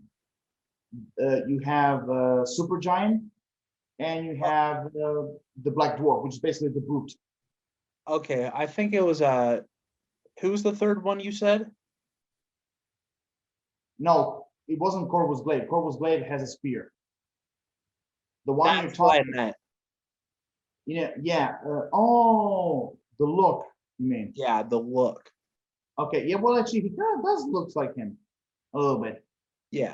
But I will tell but again, I can't remember the actor's name, but the guy who did the Desaad, I will tell you, like, the voice and the portrayal, perfect fit. But again, I will tell you this: when Desaad said to Steppenwolf, you still owe the Great One 50,000 more worlds, and I was like, and the face that Steppenwolf had, he was like, he was shocked. And I'll tell you right now, like when I saw that face, I immediately told my friend, that face of Steppenwolf, that expression, is gonna become a meme. I'm telling you, it's gonna become a meme. And I will tell you right now, I was like, me and my friend, we were like, damn, 50,000 worlds.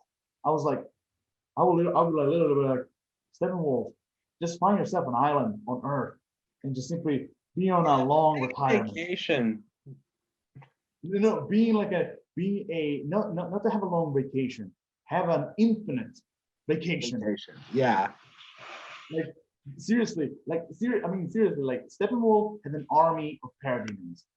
The littlest thing what you can do is basically find an island on Earth, create his own stronghold, and try to become a kingpin or something. Yeah. That would be that would be uh that would be a movie. That would definitely be one type of movie. Just be like, okay, so I need you to to smuggle me some Green Lantern rings. Oh my god, I mean, I mean, the one thing the Zack Snyder didn't get wrong is that Steppenwolf was very loyal to Darkseid. Yeah. He was extremely loyal to him, and even though he made a mistake, he really wanted to go back, because he's saying himself, I fall into my knees. Let me take a vow to him, then I may come home, and I mean, like even through that, you can see even though he's bowing to the sun, not the dark side, to the sun, he's so desperate, to basically make a vow to dark side so he can come home, to be part of his dark side elite again. It, in the same time, it was so sad. It was so sad, how much he felt, and how much loyal he was, because he was doing all of this, just for him, because just like the Seth said, for Darkseid, Steppenwolf the same for Darkseid, But I will tell you this: some people here's the thing.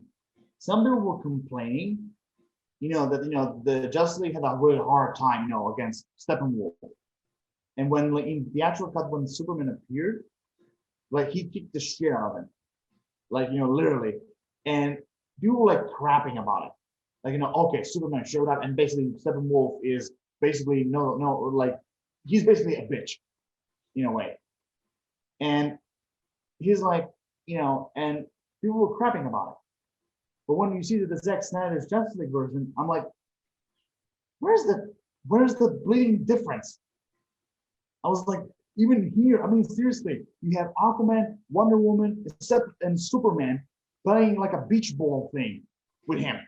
They're literally on the beach, and Steppenwolf is the ball. They were literally throwing him like a beach ball. I was like, where's the difference? Where's the bleeding difference? But I will tell you, I will tell you this, Karen, Steppenwolf had so much more to do. One of my favorite scenes of Steppenwolf was with the Atlanteans, when he was trying to question where the mother box was. Yeah, yeah. That scene, even showed you, like I said, it showed you how hard it was for him to find the mother boxes, how much he was trying. And not only that, that scene, when he realized they found the anti-life equation, because at first when he was dropping the axe on the ground, I was like, what the hell this Omega symbol means? And then he said he Darkseid was finding the ultimate weapon, and I was like, oh my god, the anti-life equation, because basically the anti-life equation is basically Thanos Thanos's Darkseid's version of the Infinity Stones, basically. Yeah. Thanos and Marvel had the Infinity Stones. Well, in the comic books they're called the Infinity Gems. He wants the Infinity Stones, and Darkseid is on the search for the anti-life equation. The only difference is, if we're going to talk movie-wise, the difference is that Thanos was trying to kill Half-Life in the universe, so he can basically make sure that no planet goes extinct. But when it comes to Darkseid, he wants the anti-life equation so he can rule the entire universe. Because the anti-life equation is basically this mathematical. Do you know the anti-life equation? Yeah, of course. Yeah. So anyone who doesn't know, I'm just going to say, for anyone who doesn't know what the anti-life equation is, it is basically a mathematical formula that basically takes away all the free will from every single being in the universe, and basically being a obedient dog on a leash to the person or being who has the anti-life equation. Has it ever been fully used before? No, it was never used before. In when it comes to the screen thing, When it comes I to meant in comics. it did a few times. It did, but not too much, but like a few times. Hmm. You know, and like I said, like it's like basically, you know, because in this universe you have the life equation, and you have the anti-life equation. You know, like life equation gives you free will, the anti-life equation takes it away. And that's basically what Darkseid wants. Like he wants it so he can rule the entire universe. You know, because you know, and let me just say one thing. Thanos, they try to humanize him as much as possible, you know, to make him relatable. But Darkseid, you can't humanize him at all. You can't, because he is supreme evil. He has no mercy, no compassion, no humanity, nothing. Seriously, if Darkseid existed in the real world, he will be one of the most notorious conquerors in history, like even more worse than Genghis Khan or Attila. Just saying. That sounds pretty insane. Yeah, it is. You know, and basically, you know, like I mean, you know, and by the way, I would just want to say one thing: the Steppenwolf's fate, when it comes to being decapitated and all that. Yeah. But I just want to say this very quickly. Wonder Woman being the one who actually given the final blow was actually satisfying, and also it seemed fair for her, you know, because especially when Steppenwolf's first destination was Themyscira when he Yeah. did to the Amazons. So it was fair that she would be the one to finish him off. But I will say this: the decapitation thing, I kind of already knew that because when Zack Snyder, was posting on Twitter and Instagram like some story points and like some of the things that he would do with some characters, and one of them was basically showing how Steppenwolf would have died. So I kind of knew that. Yeah. But still, like landing on Darkseid's feet, that was like such a strong message to Darkseid. And the thing is, Darkseid didn't even care. He stopped the head and squashed it like it was nothing.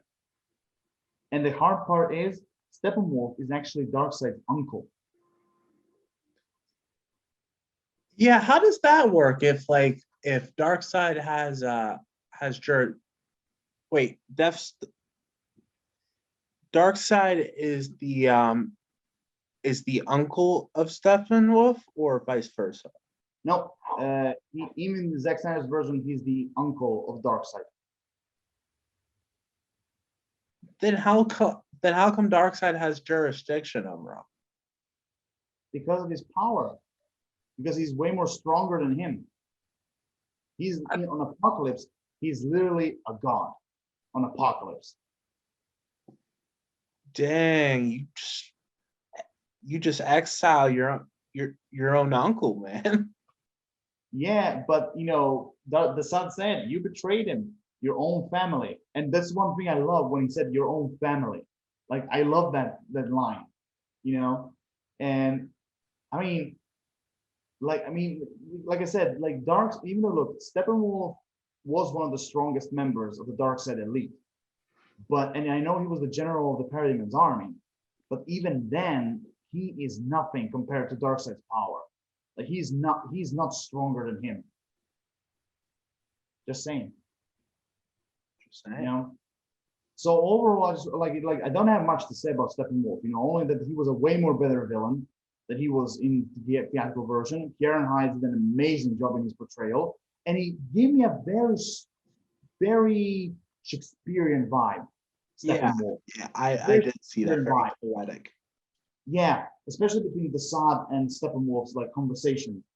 But I will tell you this: I love that scene where Darkseid appeared, and the armor fell off his head. Like he was like literally shitting his pants, and like he was like, "My lord," and he literally like bowed to him immediately. I'm your humble servant. Oh my god! And the way how he was shocked when he said, "You come to Earth." And the thing is how the tables have turned, because when Darkseid found out that he found the anti-life equation, he was like, all right, I'll give you a chance to redeem yourself. Get the third mailbox, make the unity, when I come to Earth, and you'll come back with us. Like, okay, I'll give you one more shot. And even though the Sad, even in the end, he's like, I told you, Steppenwolf would fail. Like, even then, like, he was like, he knew that he would fail. Like, even knew, like, I told you, Darkseid, Steppenwolf's a pussy.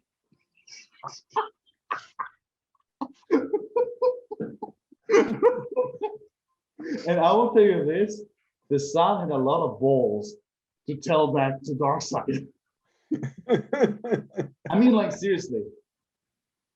He literally looked at him and he said, I told you, Steppenwolf will fail. Like, I told you. And you said that to Darkseid's face. Like, you have to have a lot of balls to do that. Yeah. But overall, what did you put personal Steppenwolf? I literally just told you, like, basically just gave all my thoughts. I thought that you have a lot more to say. Nah. Actually, if you don't mind, I kind of want to move on to the other characters. Yeah, sorry. Yeah. No, it's fine. Just I appreciate just like once you have your mind set on something, you just want to keep. Yeah, I know. I'm sorry. Like, something. You're fine. No, you're fine. I wasn't making fun of you at all. I appreciate that, actually. No. I was just trying to say that sometimes I can't stop talking, all that. Yeah, but again, I can say it multiple times, but I really have to applaud Karen Hines, like, in his portrayal. Like, he was really amazing. I mean, it's highly unlikely that he will see this podcast, but if he sees it, I would just simply say, Karen Hines, well done. Like, your performance was brilliant. And I'm like Zack Snyder made no mistake casting you. Like, you were really great. Oh, absolutely. Now, for short, Darkseid. I'll be short with him. Okay. Every scene that he was in, he dominated.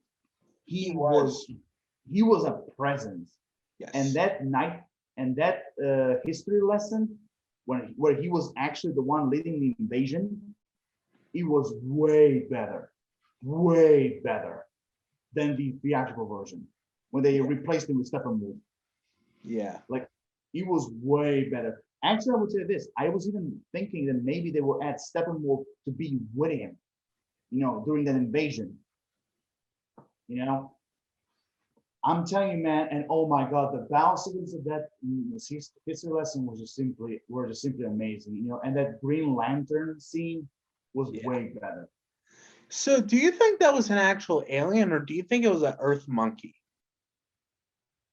No, it was an actual alien. It would have been like so cool though if it was like an Earth monkey. It would be, yeah, like a Neanderthal / monkey thing. Yeah. Yeah, it would be cool. Also, by the way, did you notice the face of Eris? Oh, was it David Thewlis? Yeah, his face was CGI'd on the guy's body. So I saw him. I saw his name in the credits. I'm like, I don't see him anywhere. Yeah, because one thing you have to remember, Zack Snyder was part of the storytellers of the first Wonder Woman movie. Yeah, that's what I did here. He was a producer. Yeah, but also he also did the story alongside the others, and so basically having the guy who played Eris in this little scene basically makes you think like this everything is connected. Mm-hmm. Everything is connected, and so I want to say this. There was actually a nice touch, to see his face, because at first I was like, no, is that really him? And I was looking a little bit closer, and I was like, oh my God, that's him. Like, oh my God, the CGI in his face. I was like, oh my God, because there were some rumors that the actor was supposed to appear in that scene. There were some rumors, and now we see that he was actually, well, kind of there, But overall, the entire sequence, like the battle scenes, with the old gods, the Amazons, the humans, the Atlanteans, that scene alone felt like that very first scene in Lord of the Rings, the Fellowship of the Ring, with Sauron. Yeah. Oh yeah, it definitely has like I said before, it has tons of Lord of the Rings parallels. Yeah. And some people actually were complaining that, oh my God, like Darkseid was defeated so easily.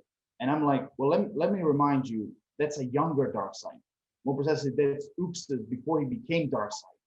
So he's like, well, he's way more wild, way more, cocky, arrogant, he's way more radical. He's not that powerful, and wiser than what he is now. So, like, he basically he was a warrior that was a little bit unexperienced. Yeah. In a way. Yeah.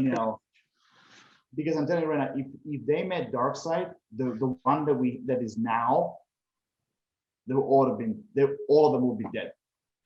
All of them. Yeah. Mm-hmm. So overall, I just want to say, like, Ray Porter's voice. Right now I have two Darkseids, favorite Darkseids. One is Michael Ironside as the voice of Darkseid, and now Ray Porter.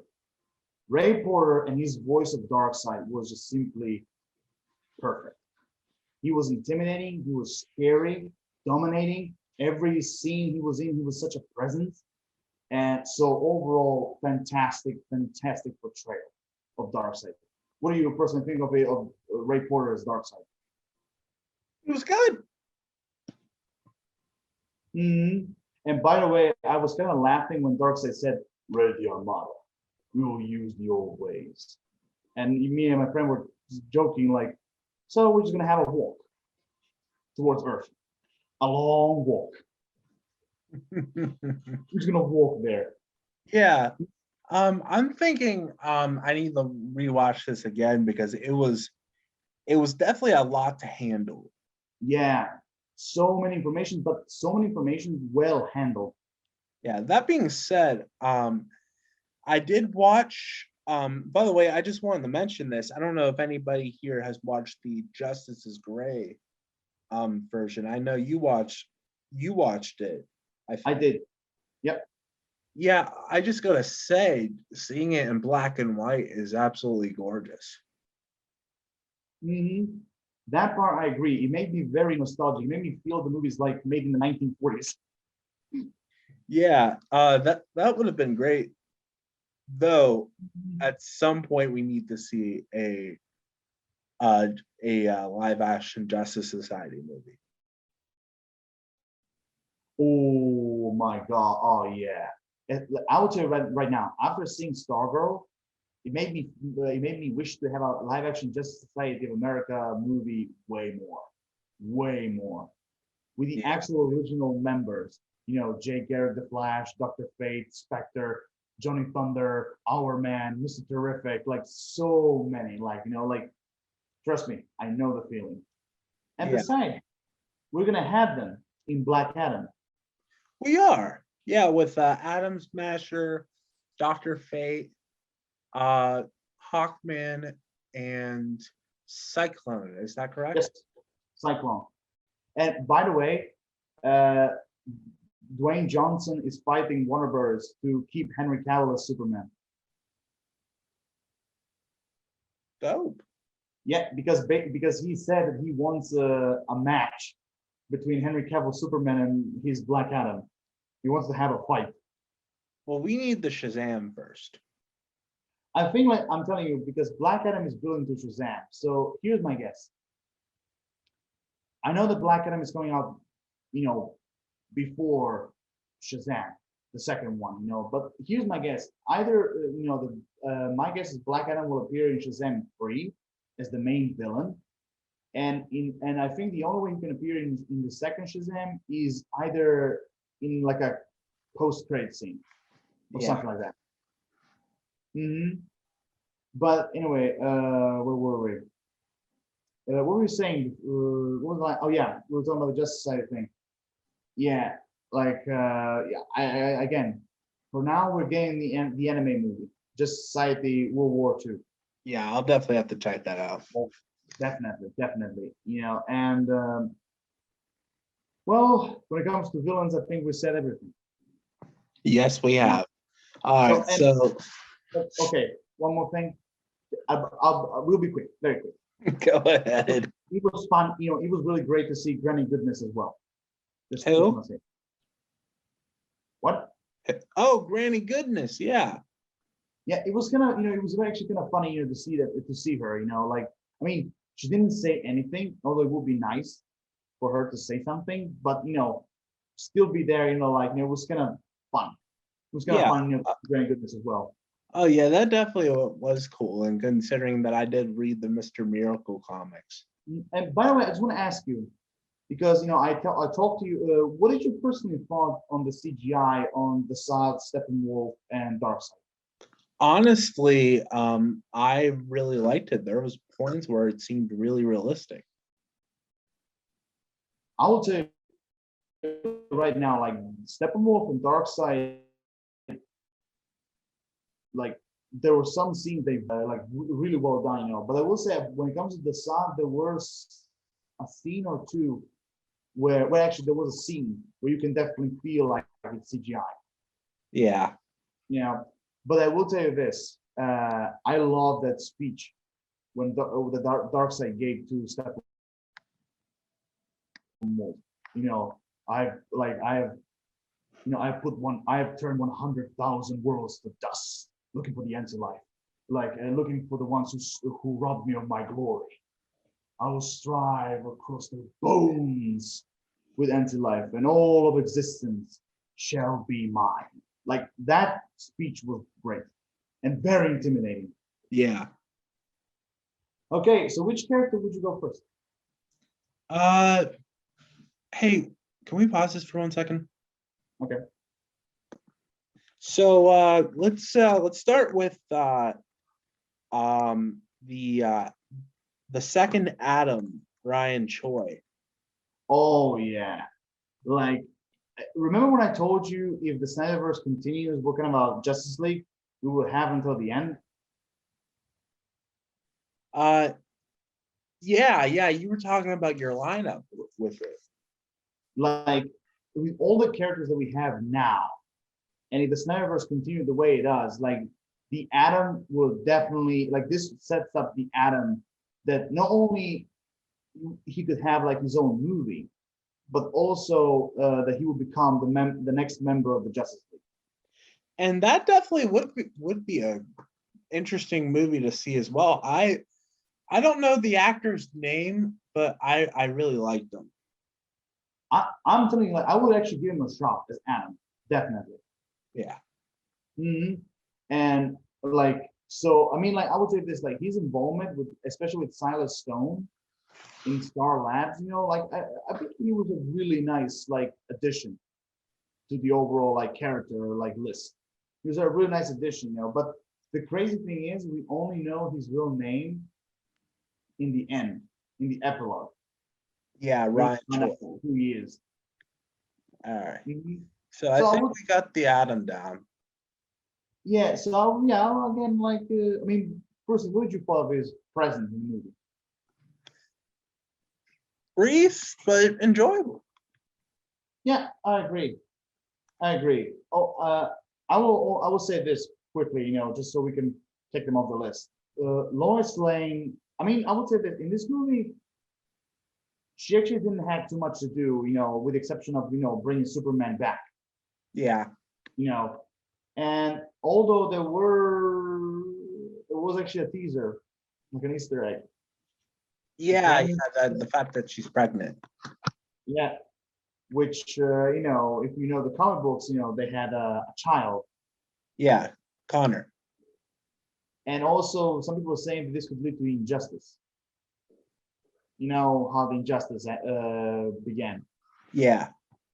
With Joker killing. Oh, Lois Lane.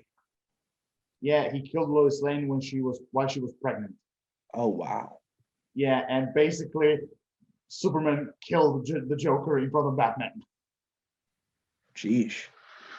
Yeah, and Batman even tried to stop him, like basically trying to say, like, that's not what Lois wanted. So like so like they give me like few teasers, like one, the child, And the second of all, that the Injustice vibe kind of give me that.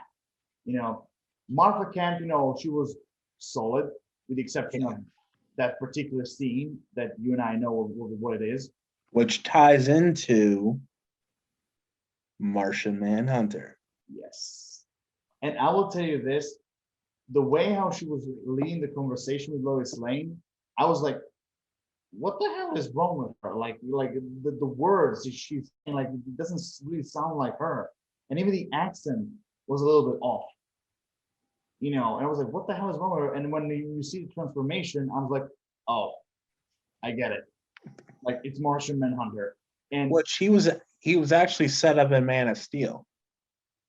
he was, because he was the general that was part of that of the army that was trying to hunt down Superman. Yeah. And I will tell you right now, that credit scene with Bruce Wayne and Martian Manhunter was actually really good. It had like a very optimistic feel to it for a very somber movie. But one more thing, did you notice Ben Affleck was a little bit thinner in that scene? It must have definitely been a reshoot then. Like this must be definitely not a reshoot, a new scene that Zack Snyder added. Yeah, that's why that's what I said. But overall, Martian Manhunter only had 2 scenes in this movie, but overall, I think like both scenes were really powerful. Yeah. And also really meaningful to the overall story. And I will tell you this, overall, his design, he looked great. Yeah, that's what I think so. And it also sets even him up as one of the next members of Justice League. Yeah. I'm telling you, and you told me about that roster that you want to start up, and I'm telling you, I think it's going to be a good. I think if they were to do that, if they were to do a Justice League 2 and 3, especially 3, that would be a heck of a trilogy. And here's the thing, before we wrap this up, I just want to tell you, even though a lot of people right now, they're starting, hashtag restore the Snyderverse, because, Ann Sarnoff, the CEO of Warner Bros., she said, okay, like that's it, no more Snyderverse, like we're stopping. And basically that's how the hashtag thing happened. And, but I will tell you this, here's my prediction. I think either the fans again will win, I think, or number 2, the AT&Ts that are basically the people above her and Sarnoff, and also the Zack Snyder Justice League, views and how much it became a hit and all that. I'm telling you, I think that all these elements will push her, basically saying, no, we're gonna do it, because there's no way because Zack Snyder said it ended with a cliffhanger, and it does end with a cliffhanger with a lot of them. And I'm telling you, I have a feeling that, I'm not saying right now, but I have a feeling in a few months, I think she could change her mind. I think she will change her mind, and I think it won't be her. I think they will push her to do it. Yeah, that's what I'm thinking. Even I don't know if they'll be able to like do that in live action, but maybe even like an animated sequel. That would be definitely interesting. Yeah, I mean, here's the thing, because not only AT&Ts, I think they'll be profitable if they continue the Snyderverse, but also HBO Max is also, they wanted to be intact. Yeah. Because I heard some stories, that HBO Max actually, they want Ben Affleck to stay as Batman, and they want him to do that story against Deathstroke. They want him to do that. And not only that, like Dwayne Johnson supports the Restore the Snyderverse, and even Joe Manganiello supports the Restore the Snyderverse. Yeah. And after what he said about the Batman movie, I'll be like, oh my God, like I really want to see that. Because here's the thing. I'm just jumping to the Lex Luthor Deathstroke scene. Yeah. That scene, the way how Zack Snyder handled it, it was actually pretty good. He's Oh, actually really, it was definitely good, and it was definitely good. Like it really sets up, future storyline with the Batman. It yeah, sets up the which Batman is movie. they now know Bruce Wayne's identity, so it would definitely be something kind of emotional there. Yeah, because Deathstroke said like why he wants to kill the Batman, without any, without any price, whatever, and Deathstroke said it's personal because because just like in the comic books, Deathstroke always found Batman, like a worthy opponent, someone who he needs to beat, because basically Deathstroke, because that's why Deathstroke said it's personal because because Deathstroke and Batman always have this rivalry, like like who is the best, who's gonna beat who's way more smarter, who's way more stronger, you know. So like that I think that's the basis behind the personal thing, because I remember like Sloop said, let me guess, an eye for an eye, because of the eye patch thing, but. I don't think in this story, I don't think Zack Snyder will plan, like, oh, Batman took away his eye. I don't think he was planning to do that. He's actually far more deeper, because John Manganiello explained that Deathstroke, basically in the movie, not only was trying to prove Batman that he's someone who is actually on his level, but also, he was actually targeting like his private life, his industry, his finances. Like he was destroying everything and killing everyone he loved.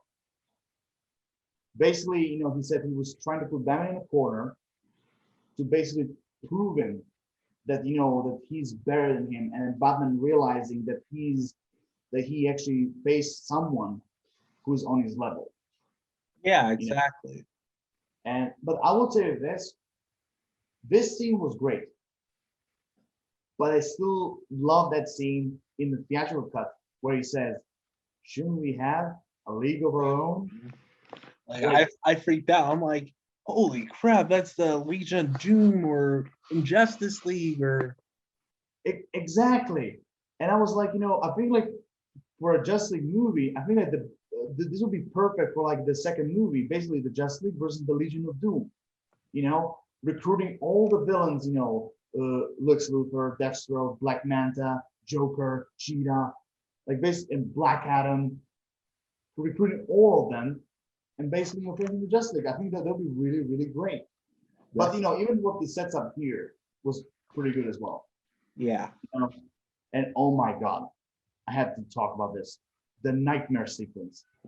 That yeah, honestly, um, it was kind of beautiful in a way. Not only beautiful, but the sequence, but the conversation between Batman and Joker, that was like, I'm telling you, Peyton, I was shedding tears and I was geeking out because that was one of the best Joker Batman confrontations I've seen. And Jared Leto, like, well, personally, I'm one of the few people who like this version of the Suicide Squad. I like this version of the Suicide Squad. I liked what we got, but I'm feeling that he had more of an actual performance there, like Yeah. because the movie was like so cut, like so edited. So yeah, and oh my God, like that. But again, that scene where the scene where with Deathstroke, Mara, and the Flash and Cyborg being part of the Resistance, like that's all great. And by the way, it was also really great to see the Flash in the future Nightmare like suit, where he, the one he used to go back in time. That was actually pretty good. But that the sequence between Batman and Joker, that for me was my favorite part, because especially when he told him like when Harley when where basically Joker was like roasting him and saying like oh, he knows about losing someone, like a father, like a mother, and he's like, be careful what you're gonna say next. And he's like an adopted son. Like he was literally putting salt on his like wounds, like oh my god, like that, like no one simply roasting him, but even when Batman said, when Harley Quinn was like with her dying breath, when hey, All right, right. so I was saying like when he was saying that Harley Quinn like was she was like with her dying breath, she told him like to kill the Joker slowly, and during that part when he Batman said and make sure I'm gonna fucking kill you, like that F bomb was like deserved, like I was like oh my god, like the way It's how Ben emotional. Affleck talking, what? It was definitely emotional there. Oh yeah, and during that scene, the people who actually hated Jared Leto's Joker in Suicide Squad, if they hate him, I'm telling you right now, this scene alone is a redemption. I'm telling you, because in this sequence, I think people who hate him will love him because he was really good as Joker. He was really, really good. And in this sequence, the ah, ah, ah, like that laugh was actually way more earned, you know? And so like I loved it. I love that nightmare sequence, the way how it ended with like evil Superman. Now I have a personal question for you. Like because Zack Snyder said that he did actually some new storyboards for Justice League 2. He confirmed that. So I wanted to ask you,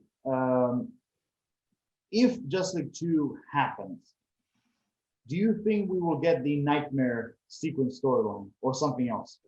I think we could possibly get like some type of like dream sequence, and that would kind of expand it more. Mm, Also, I it think, was interesting seeing kind of the lineup there. yeah, I mean, like seriously, like you have Batman, Cyborg, Flash, Mara, Deathstroke, and Joker. Even Deathstroke said, like, do we really have to take him along? Like Joker because of him being crazy, that. But honestly, here's the thing: uh, if the Batman Zack Snyder like Batman happens, like I really want to also see Jared Leto's Joker in, as well. Yeah. Oh yeah, that would definitely be something. And it was cool seeing like just kind of this apocalypse kind of point of view. By the way, it was awesome seeing the Flash in his armor. Like I Oh, love that armor in BVS. I'm like, well, what is it? What's going on with it? I'm like, oh, like now it's and all now together. Like you know, as kind of cheesy as that scene was, I really liked that scene in BVS. Like, bros, Lois, she's the key. That's like it's like kind of yeah, like a Back to the Future type it, it like is in a way.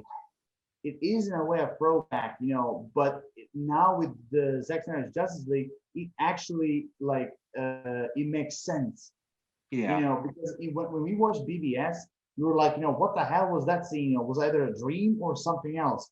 But now after seeing this movie, it makes sense, and how it's all connected, Yeah, But even I even definitely think it's some type of alternate timeline or mm, something like that. But and remember, I'm definitely curious now to see how Bruce can has that for his dreams. Like, do you think like he's some type of chosen one or I don't know because even you remember there are two things. One, he was talking to Wonder Woman about Superman being back, and also talking that the Flash told him that Lois was the key and all of that. Like he said he had a dream that is more like a premonition, not like a dream, you know. And the second thing is, remember what the Joker said during the discussion: how many timelines you need to break. So that means they had a few tries. They had actually a few. They had actually had a few chances to fix the timeline, and they always screwed up. yeah, Oh my god, yeah. I know. So, do you think we said everything? I think we said everything, but overall, Okay, I just you want to let's give go to our just like final verdict. Our a final verdict. final verdict. I'm on Letterbox. I gave this 4 stars out of 5 because, I did have a few issues there and there, but overall, this was absolutely gorgeous. It was definitely an emotional ride, just seeing all these characters kind of, coming together. And, it's definitely something that we should have got in the last Justice League movie, well, in the theatrical version, but it definitely just it was so good. And I just gotta say to Zack Snyder, congratulations on getting your full vision out there. This was definitely a fun ride, and uh, thank you. Thank you for this experience, and I hope I get to see something DC related from you again. That was a really nice speech. Thank you. Yeah. By the way, I usually rate 1 to 10. So how would you rate the movie from 1 to 10? Probably a solid 8. Okay. So for my version, from 1 to 10, I know maybe my rating will change after seeing it for a second time, but for now, it's crazy. But I'm giving it a 10 out of 10 for me, because everything about it was just simply pure epic. Because just like everyone described this movie and described it with the rightful reason, it was epic. Everything about it was great. The character journeys, the storyline, the emotions, the humor landed perfectly. The team up was great. The chemistry they had with each other was great when it comes to Justice League. The villains are great. The supporting characters are great. The nightmare sequence was beautiful. The dialogue was perfect. Like the way how it ended, like it was just simply a roller coaster ride of emotions, action, and like so many great elements. So like I still think like this is my favorite DC Extended Universe movie I've ever seen, and also this for you will be debatable, but for me, it is one of the best superhero movies I've ever seen. And so, just like you, Zack Snyder, what you did was fantastic. You really are a visionary, and like the way how he does it, the movies, like he's really ahead of his time. And I'm really hoping to see more of the DC Extended Universe projects that you do. And I'm really hoping the Snyderverse continues. And again, to everyone, like the actors, the crew behind it, Deborah Snyder, Zack Snyder, everyone, congratulations. And yeah, thank you to all of you. And big applause to Ray Fisher. He was really fantastic. His portrayal was Cyborg was amazing. You really deserve all the praises. So overall, everyone. Yeah, I know Ray has been having. Sorry, I just wanted to say this real quick. Then you can. I hope I'm not interrupting or anything like that. I probably am, but I just wanted to say, Ray, I know you, and I know you're probably not watching this, but Ray, I know you've been going through a tough time with Joss Whedon. I give you all your applause for not going through that. But yeah, go ahead. So I just want to say, fantastic job to everyone, and like a 10 out of 10 for me. Like it's a really great movie. Yeah, it's pretty dang good as well. So thank you for everybody. I know this was probably a really long podcast. Our podcasts are usually really long, but we got a lot to say, and hopefully we'll be able to do some more next few episodes. We're going to be talking actually about comics. We're going to be talking, all about comic book fandom and our favorite comics and whatnot. We're really, really, really wanting to do a Invincible episode. Like, we love Invincible. We really want to do that. And as well as Falcon and the Winter Soldier and upcoming content in general. So make sure you follow us on social media. Follow me on the Pop Perch Network, Instagram, Facebook. I'm going to make a Twitter soon.